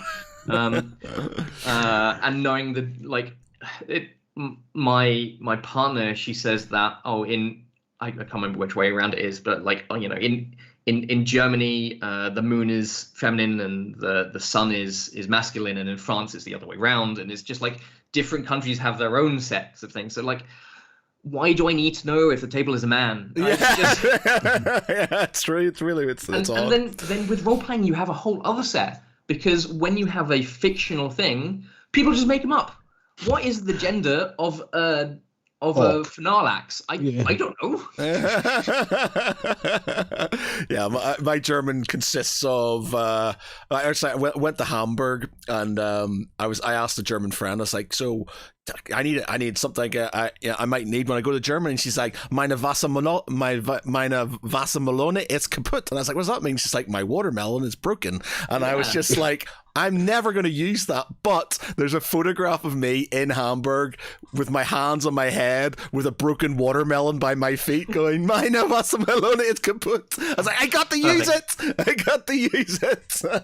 I was buzzing because I got to use that phrase. What is it? I find that you just need a few phrases to get by when you're on holiday in most places, and it's like in Germany it's ich möchte ein Bier, or like things like that. You'll find like where is the toilet? You'll learn, or things like that. All the things that are gonna get in the way of a very minor level of interaction. But yeah, it's. I've got Duolingo. I'm trying to learn as best as I can. The only thing that's getting in the way right now is life. I've got a 2-year-old daughter, as I said, and she takes up a lot of the day. Work takes up a big portion of that, and at the end of the day, I don't want to be learning Duolingo. Just because Duolingo is great. However, it doesn't help with conversational German. Yeah. And so interacting with people and discussing things in German is the best way to learn that. But what happens is I go down, like, my partner is German but prefers to speak English, so I don't get too many opportunities in the home to do it. I actually speak more to my daughter in German just because she switches between them all the time, and I have to kind of try and figure out what she's saying. like any parent, trying to figure out what your child is saying sometimes is quite difficult, and then going, was that actually English, or was that? But I'll do is go to the bakery. And I'll be like, okay, here's the chance. Okay, get to practice. Okay, ich möchte 12 Weissbrot. And they'll be like, oh, you speak English. Okay, I can practice my English with you. And I'm like, no, no, I need to speak my German. Oh, what you're saying about children language just like reminded me. Many years, like 5 years ago, my then 2-year-old was pointing at glasses of water and going, Dua. I'm going, what's that? And kind of spoke to a few people and found out through an in-law that Doa is Welsh for water. Oh. Now, we live 150 miles away from the Welsh border. Yeah. How on earth? Did not talk to anyone from Wales. How on earth did they pick up the Welsh word for water? No idea. No idea whatsoever. So, but yeah, I just find that absolutely, as soon as this encounter word and just like it'll just drop into their internal dictionary and use it. Fair enough. Right. What I have found is quite useful is what I was going to say, I totally sympathize with that.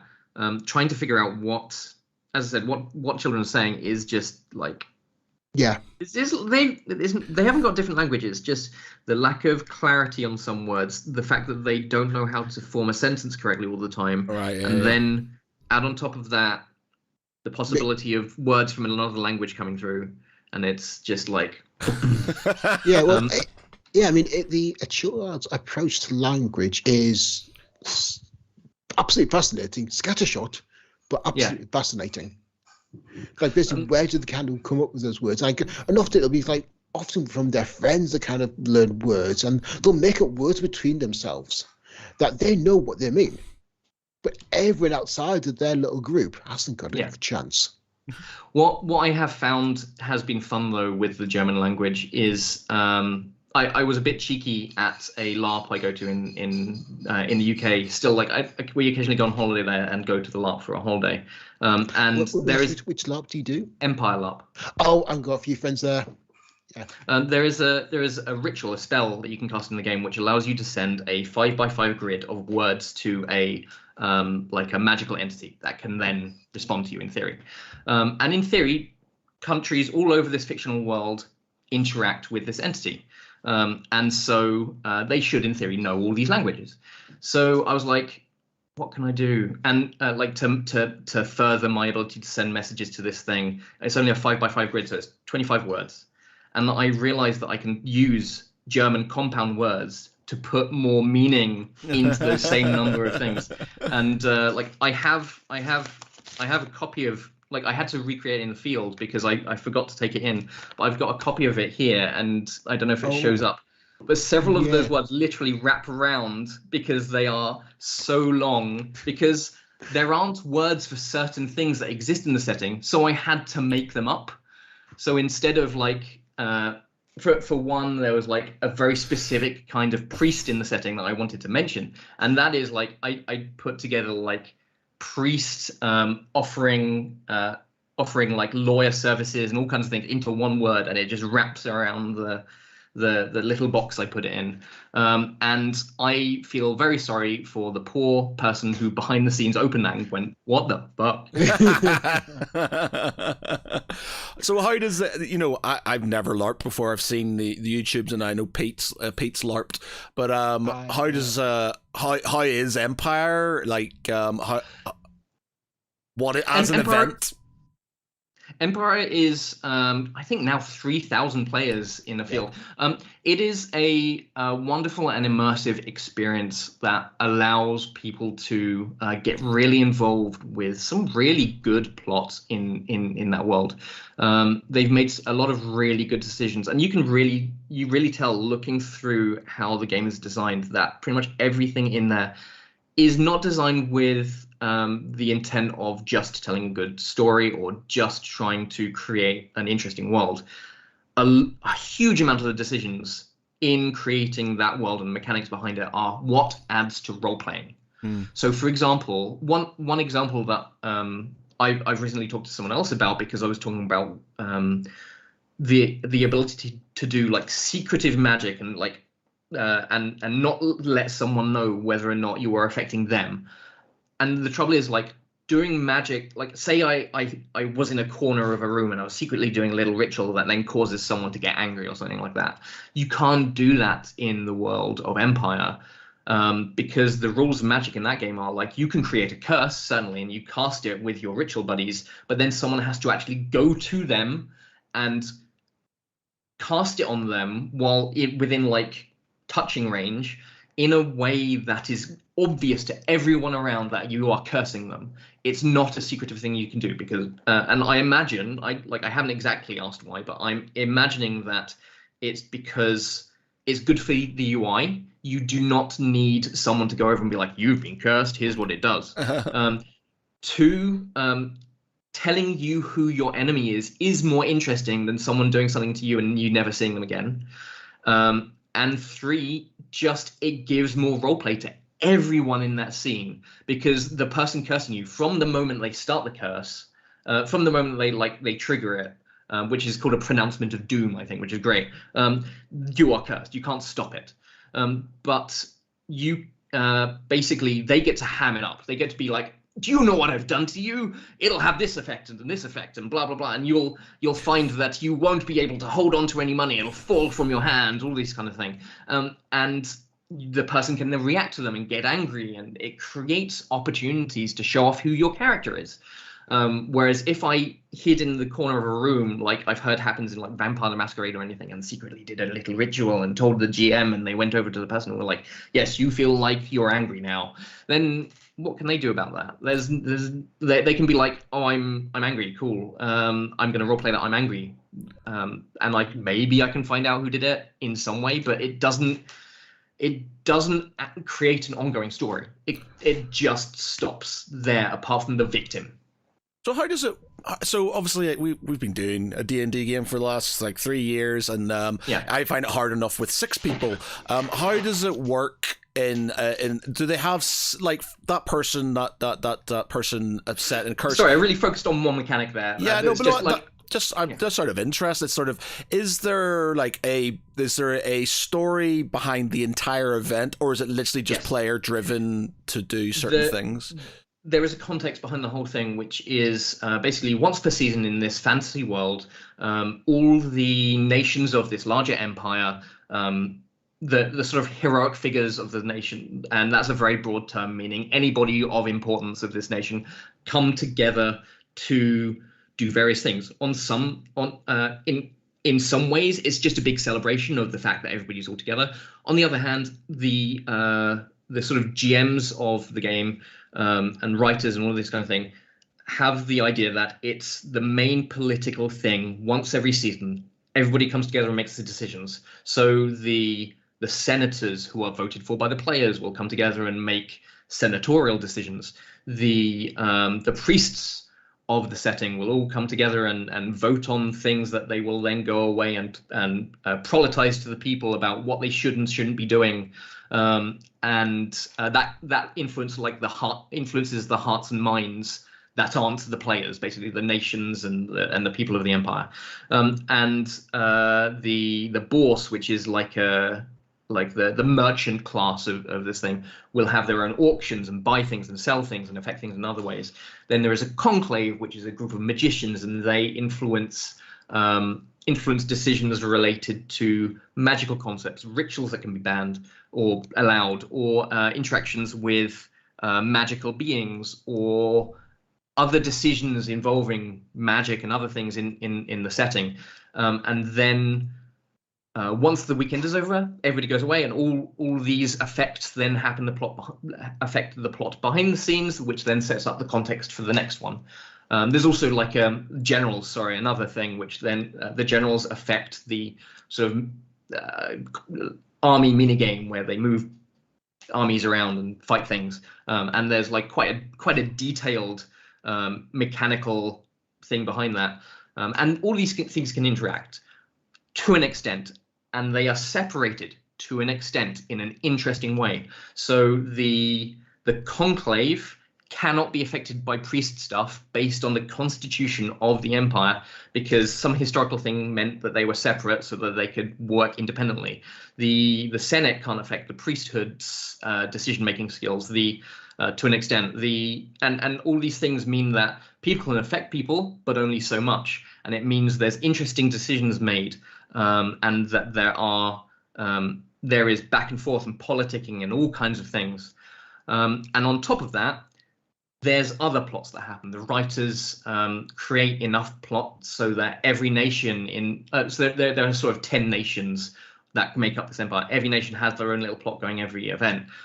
Many of the sort of archetypes for each nation, like thematic archetypes, are affected in this way.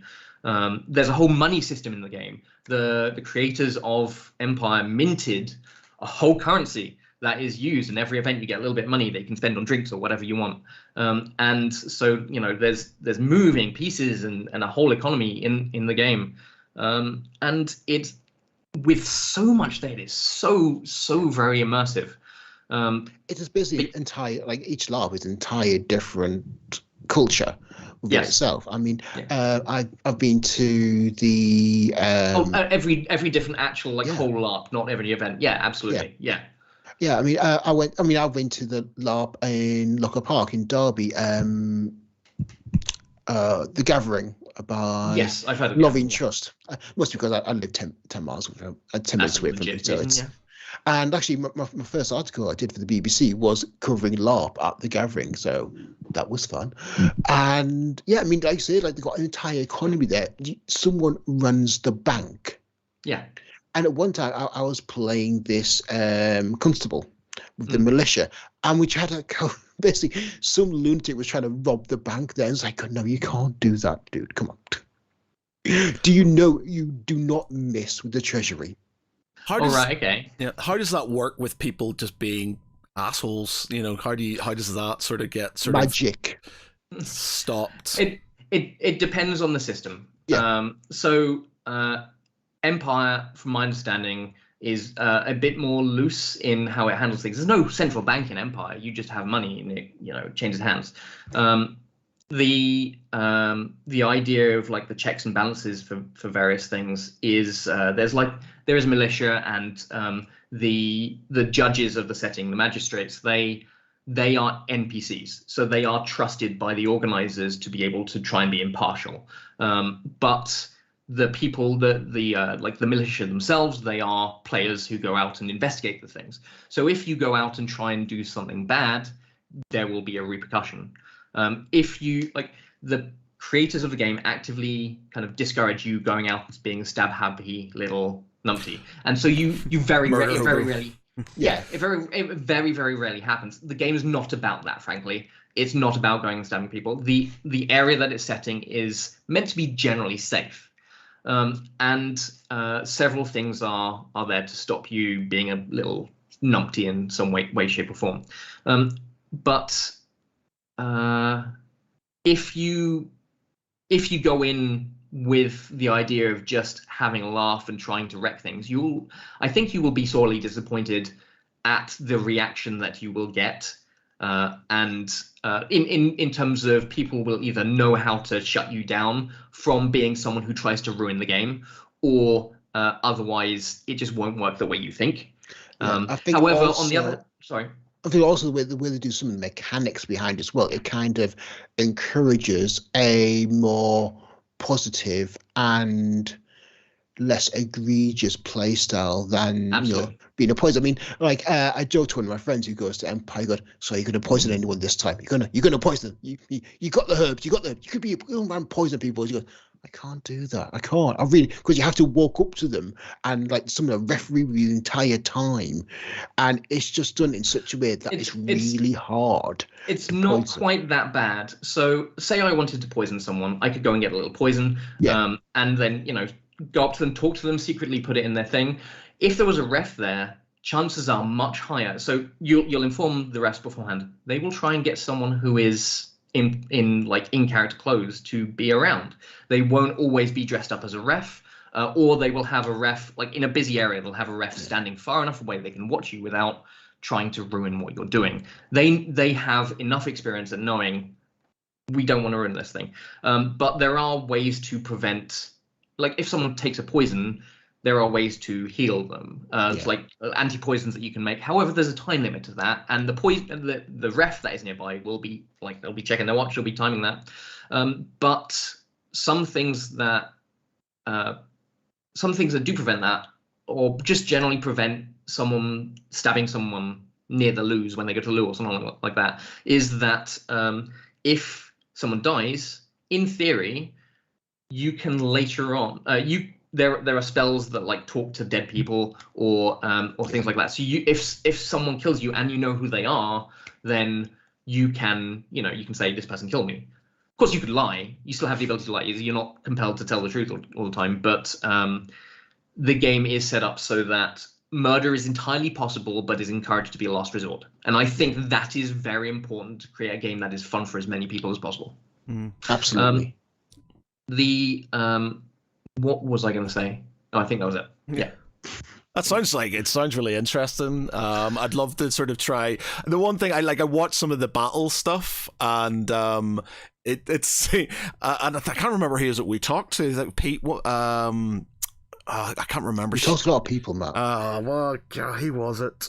I've gone now, but we talked to somebody about doing the battles, and it seems like the enemy side seem to be a bit more cohesive because they don't have any heroes. It's literally they're just trying to beat whereas the hero side, everybody's their own army, and so getting cohesive units is quite hard because getting the good guys to take a single step forward when you're like 5 feet away from someone is incredibly hard because everybody cares about their own character.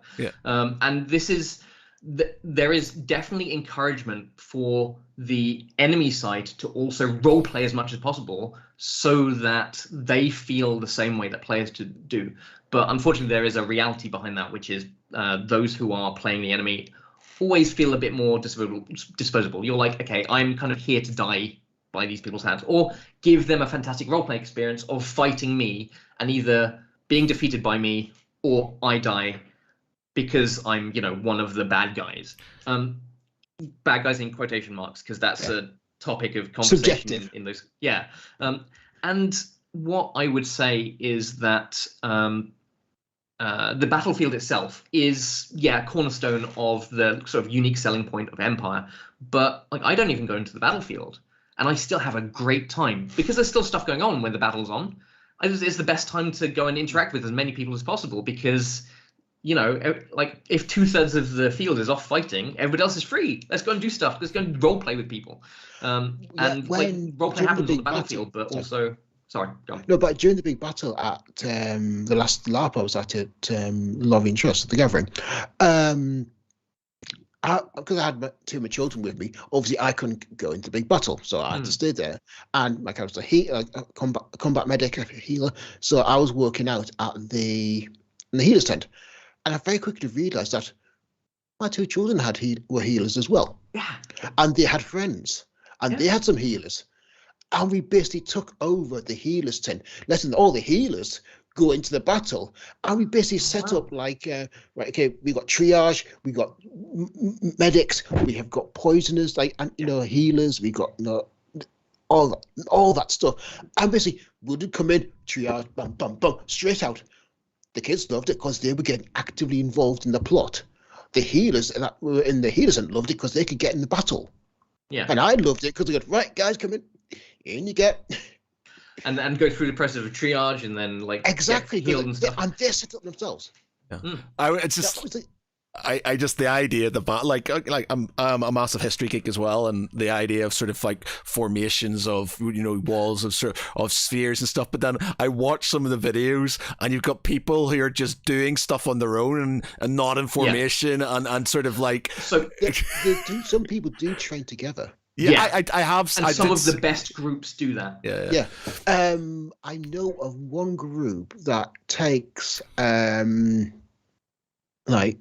works in rehabilitation, and as a reward for good behaviour, he will take along a group of children from that have like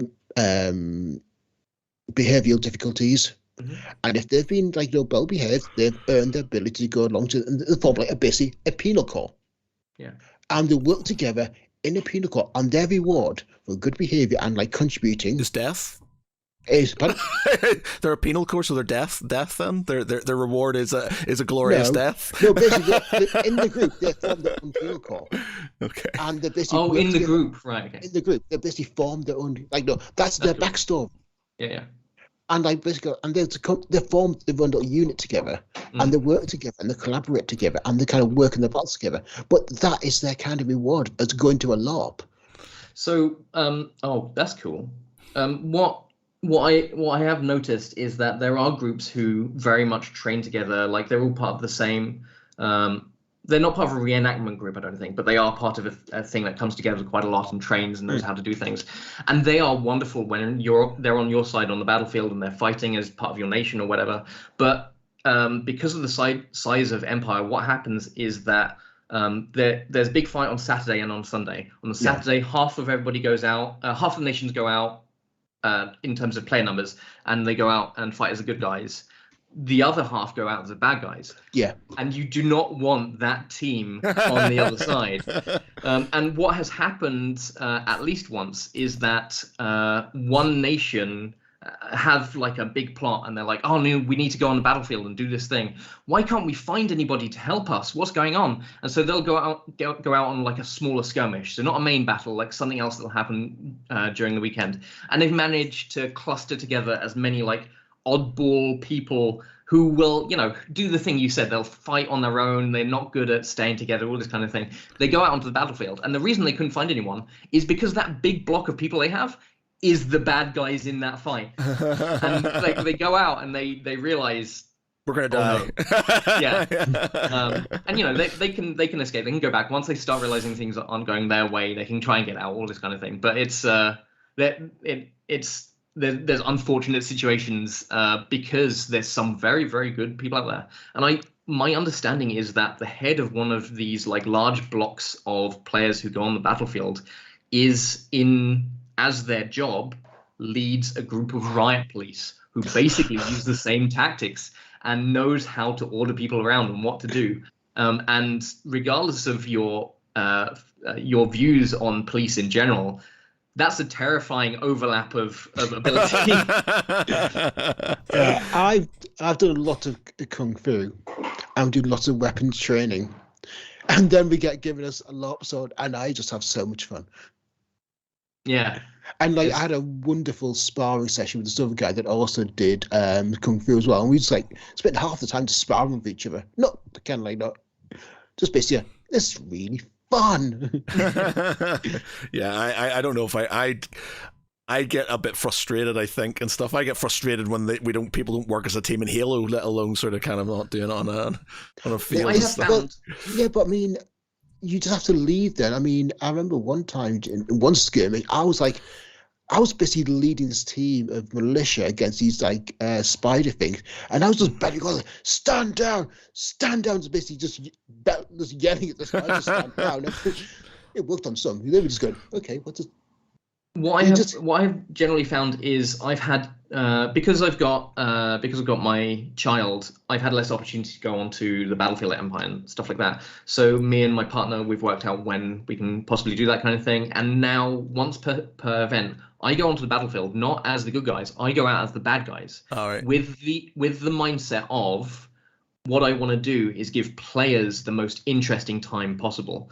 And I remember there was one fantastic experience I had. I was playing like an orc from some I can't remember which side it was, but it was a lot of the orcs have a view that they don't reincarnate. They get one chance at life, and once they've died, they have to kind of achieve enough to be able to get to where their soul goes, basically. And what happened is I was playing this NPC, and our group got like cut down, and I was lying on the floor, and some players were coming along and executing us on the battlefield and stuff. And I was waiting for someone to come along so I could like be like, no, just let me live. And this kid, so there's like a limit on children entering the battlefield based on their ability to role play and fight appropriate to the rules and stuff like that. But this person must have been no older than 11 or 12. And they will have displayed that they are competent and safe at doing so. So this is fine. And he came up to me, and I was just like, okay, I've got to give him the best experience possible. And he came up to me, leant over me. I was like, do you want to die fast or slow? And I just kind of reached out and like, not grabbed him, but I was like on his shoulders being like, just tell Gruncher that I fought well. And he looked down at me, this 12-year-old kid, and just went, I'm sorry, and slit my throat. And I was like, oh, that is cool. That is cool. Yeah, man. That's an experience right there, isn't it? Yeah, yeah. One of these days, I've told myself I'll try it. It's like I'll try it at some point in time. But yeah. What I would say is just don't focus on combat being the main part of it. Yeah. Especially at something like Empire.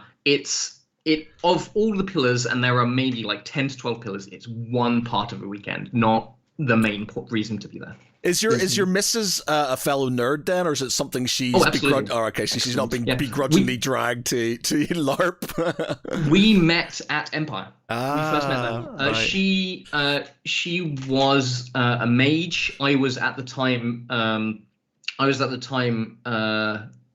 like being one of the most kind of connected mages in the nation I was in. And she was told, oh, you want to talk to this person about doing mage stuff.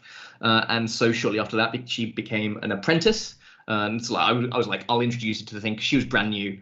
And over time, we just became friends. And then her character got a role-playing thing that said that you feel more connected to someone, and possibly even romantically towards someone who you know.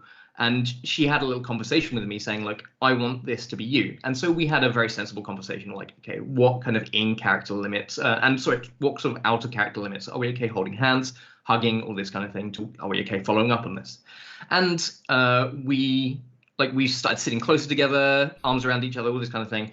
And over time, we started liking doing that. And then we started being a couple, basically, and we were long distance at that point. She lived in Liverpool, I was in Scotland, And so we would talk a lot, and we would mostly see each other at Empire, despite trying to visit now and then. And then our characters got married. Oh. Our characters got married a year before we got married in real life. Wow. And because of COVID and because of Brexit happening nearly at the same time, we decided that getting married was a good idea, because then I could go to Germany. It would be a lot easier. And it was very hard to get a good wedding with a lot of people in it.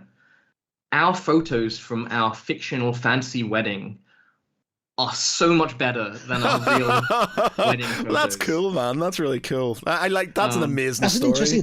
That's a really good story. Case of lead over almost, because your characters kind of interacted first and had the relationship first, and then it kind of almost opened the doorways for you both. And I wouldn't say that. Like I would say that us role playing more together just started us talking more, if anything, and so we found that we did like each other.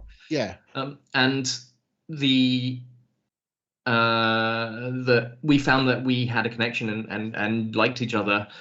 We actually didn't role play much like traditionally romantic stuff as our characters. We described ourselves as being a couple and that kind of thing, but aside from like when we would sit on a bench, like we would sit close enough that one could have an arm around the back of a person, but we weren't like lovey-dovey or anything like that. Right. That only really, like any kind of stuff like that only really started once we became an actual couple. So it almost kind of like opened the possibility for you. Would that be a fair? Only in so much as that we started talking more. That's what I mean. Yeah. It was not bleed. It was not bleed between a character and anything like that. And I'm aware that that's a possibility. And it's actually quite a dangerous thing that you start feeling feelings that your character might feel to another player, and you have to be very worried about that, including like being angry at people, all this kind of thing. Which is one of the reasons that we had the talk. As soon as she got this thing saying that she felt a connection to someone, we had a very sensible talk about, are we okay holding hands? How do we want to do this? And one of the things we laid in, drew in sand proverbially, is that if one of us does feel romantic stuff towards the other, we have a very serious conversation about where we want to take this. And when we did get together, we had that conversation, and it turned out we were both interested in trying it out, seeing where it went, and that made it a lot easier. Yeah. Because like with any relationship, we communicated, and that is like it. Communication is the core of any important like relationship in any way. Any relationship. Yeah.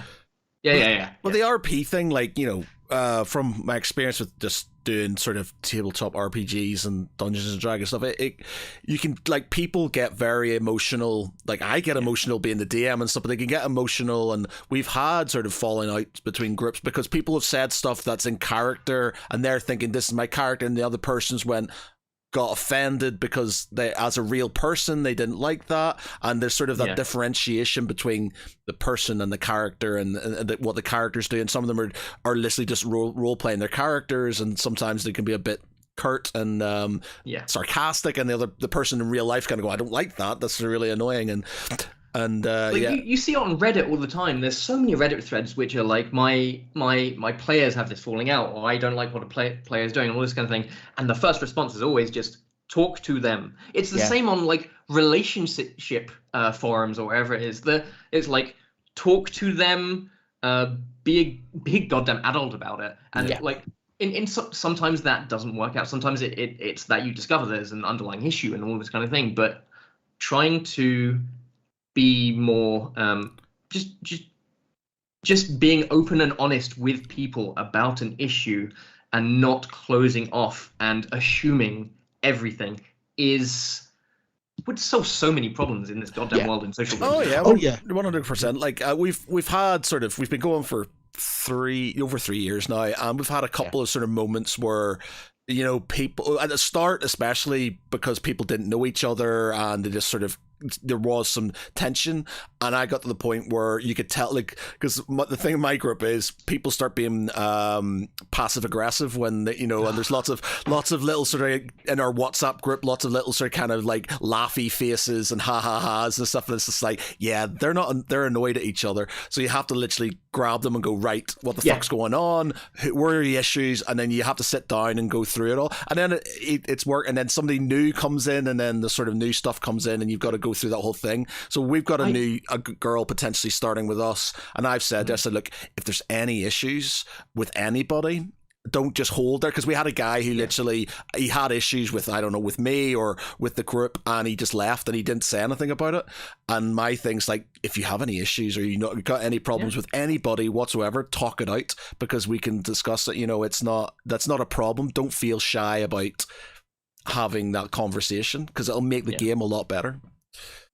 So in the chat, one of the people chatting, Andy Raff, is saying like bleed is actually quite a common thing in LARP and TTRPG, and they have it in common, but it's arguably more intense in live action roleplay or live roleplay because of the immediacy of it, because you're there, because you're directly immersed. You're seeing it, and it like that idea of the more immersive something is, the more you can feel that bleed, because you're trying to take on that persona, because you're trying to be something, you're trying to empathize with a fictional character enough that you try and understand how you should feel, and you end up feeling it.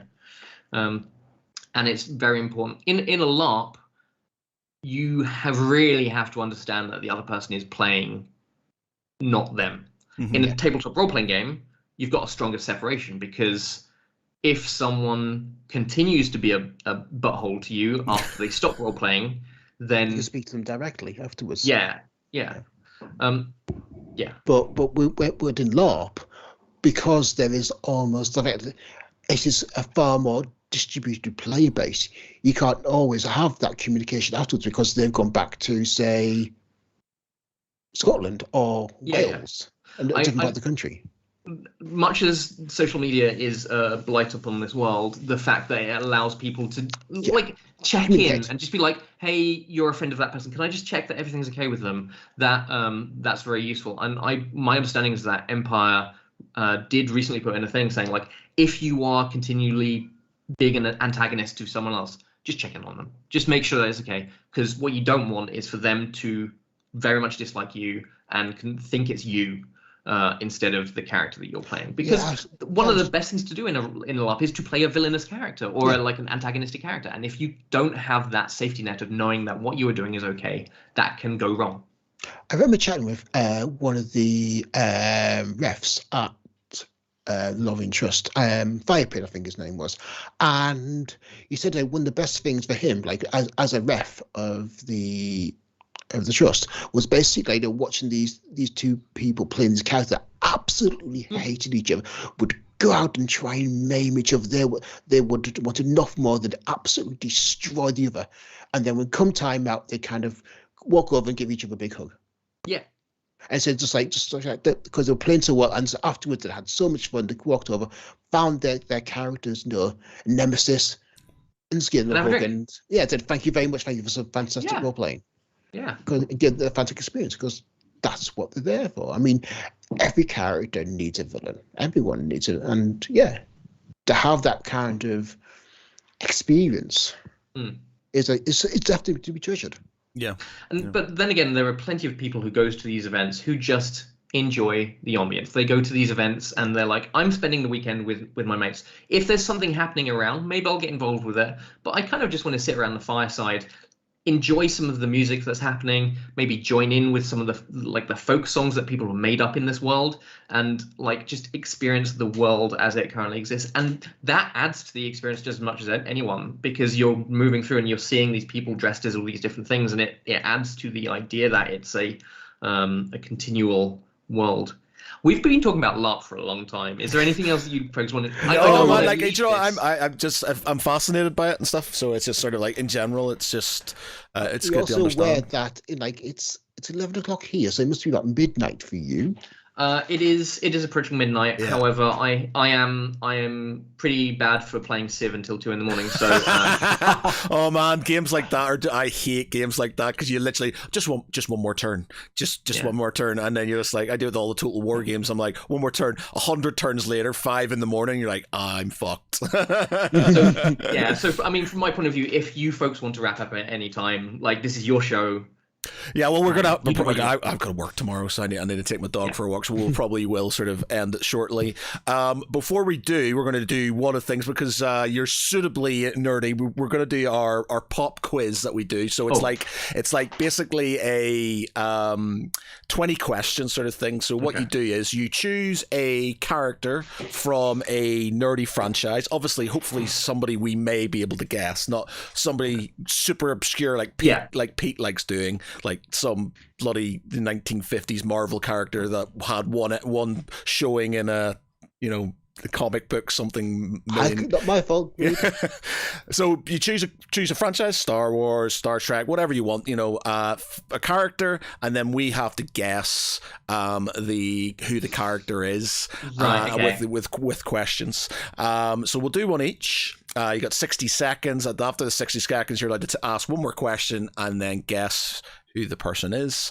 And so have yourself a think. I'm going to get myself I've got one character ready. Right. I think I've also got a character. Oh, wow. I haven't even thought about mine yet. Okay. So let me see. Let's go for this. All right, then. So we'll start with Pete so we can get the idea. So Boss gets the idea.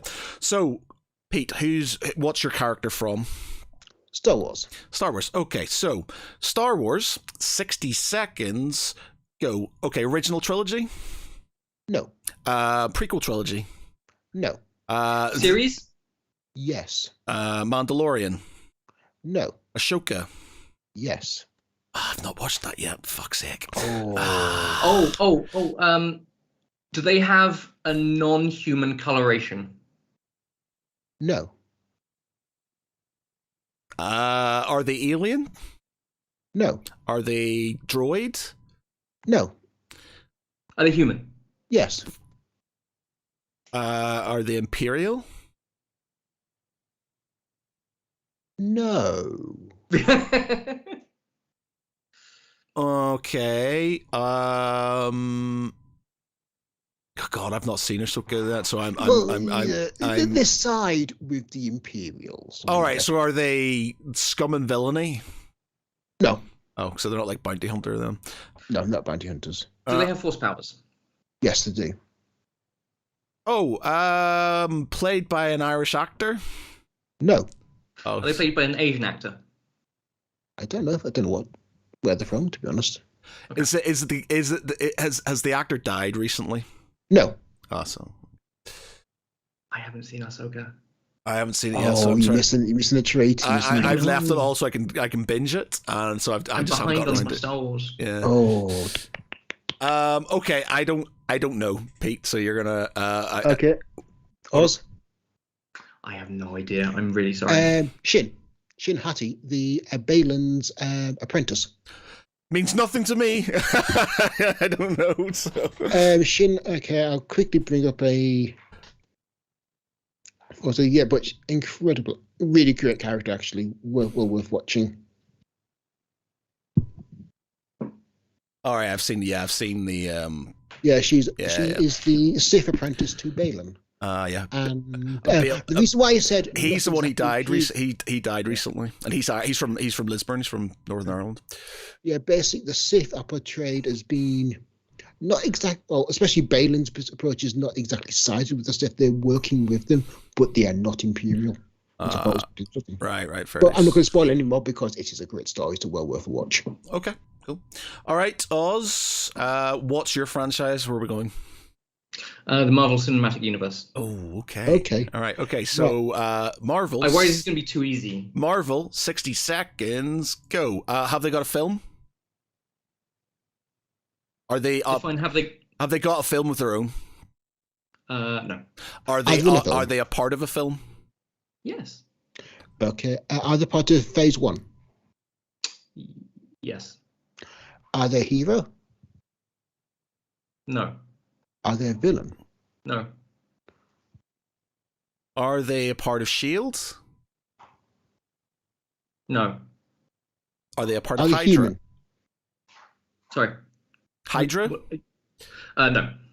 That'd be villain, dude. Yeah, I suppose. Yeah. Are they male? Are they male? Yes. Okay. Oh, okay. Yes. Oh, that. Are they Asgardian? Yes. Are they Loki? They are. Okay, very good. All right. Oh, How fast was that, man? I feel that was 55 seconds, Pete. Very good. Okay. I feel like I need to do a Star Trek one because you know your Star Trek quite well, don't you? I was tempted to do that, but also I felt like it would just like immediately get done. Right. So my Star Trek sort of it would just be next gen pretty much because I'm not sort of. What's your I'm trying to think of the other franchises and stuff. What's your Lord of the Rings like? Are we talking movie or book? Either or. I can sort of. I'm reading The Hobbit to my daughter, and we tried Lord of the Rings, but I only really know the movie, so I'm better with that. Okay. Okay. Let's see. What else can we go for? What about Game of Thrones or the Song of Ice and Fire books and stuff for you? Again, TV show? TV show. Not books. Okay. Okay, I'm gonna just You do start. what you want, man. Say it again. You do what you man. What you want. I'm gonna. If I get less, if I don't get it, that's on me. I know, but I don't want to be a Pete and give it a really obscure one that's just not going to be. Obscure ones. You do? No, He does. He either does really Ahsoka. easy ones, or he does really easy ones, or really obscure ones, and you're just like, I don't know. Okay, so I will go for. All right, I'm gonna go for Lord of the Rings. And it is going to be from the film, so I'm not go too deep into the books and stuff like that. So, Lord of the Rings. Let me just check, make sure. It's going to be. Oh no! It's going to be way too easy. Ooh, yeah. And sorry, I know. But it's going around my head. I'm just like, oh, this one I could do. This one. Oh no, I could do this one. No, I'm right. I'm skipping it all. We're going back to one we've done it before, but obviously we've done this one before, so Pete may know this one. But it's Star Trek. Okay. So it's Star Trek. 60 seconds. Go. Is it the Next Generation? He is in the Next Generation. He is, isn't it? Okay. Are they Federation? I've just given that part away. I shouldn't have done that. Yes, he is Federation. Are they male? Sorry, say it again? Are they male? Yes. Are they a bridge character? No. Are they O'Brien? They are not O'Brien. Are they yellow shirt? Oh God, sure. Yes. Okay. Are they engineering? Yes. Is it Geordie LaForge? It is not Geordie. Scotty? It is not Scotty. It's Next Generation. Oh. Are they a guest character? They are. They're not a regular, but they're Are they a recurring character? They have been a recurring character. Is it Reginald Barkley? Yes, it is. Good one. After the 1 minute time. After the 1 minute, though. Yeah. Well done. Yeah. Okay. Right. Well, that's been a very interesting chat. I feel like I could have a few more hours talking about LARP and RPGs and stuff like that. I feel like we need to have you back on just to talk about that on its own. Can of worms, mate. Yeah, big time.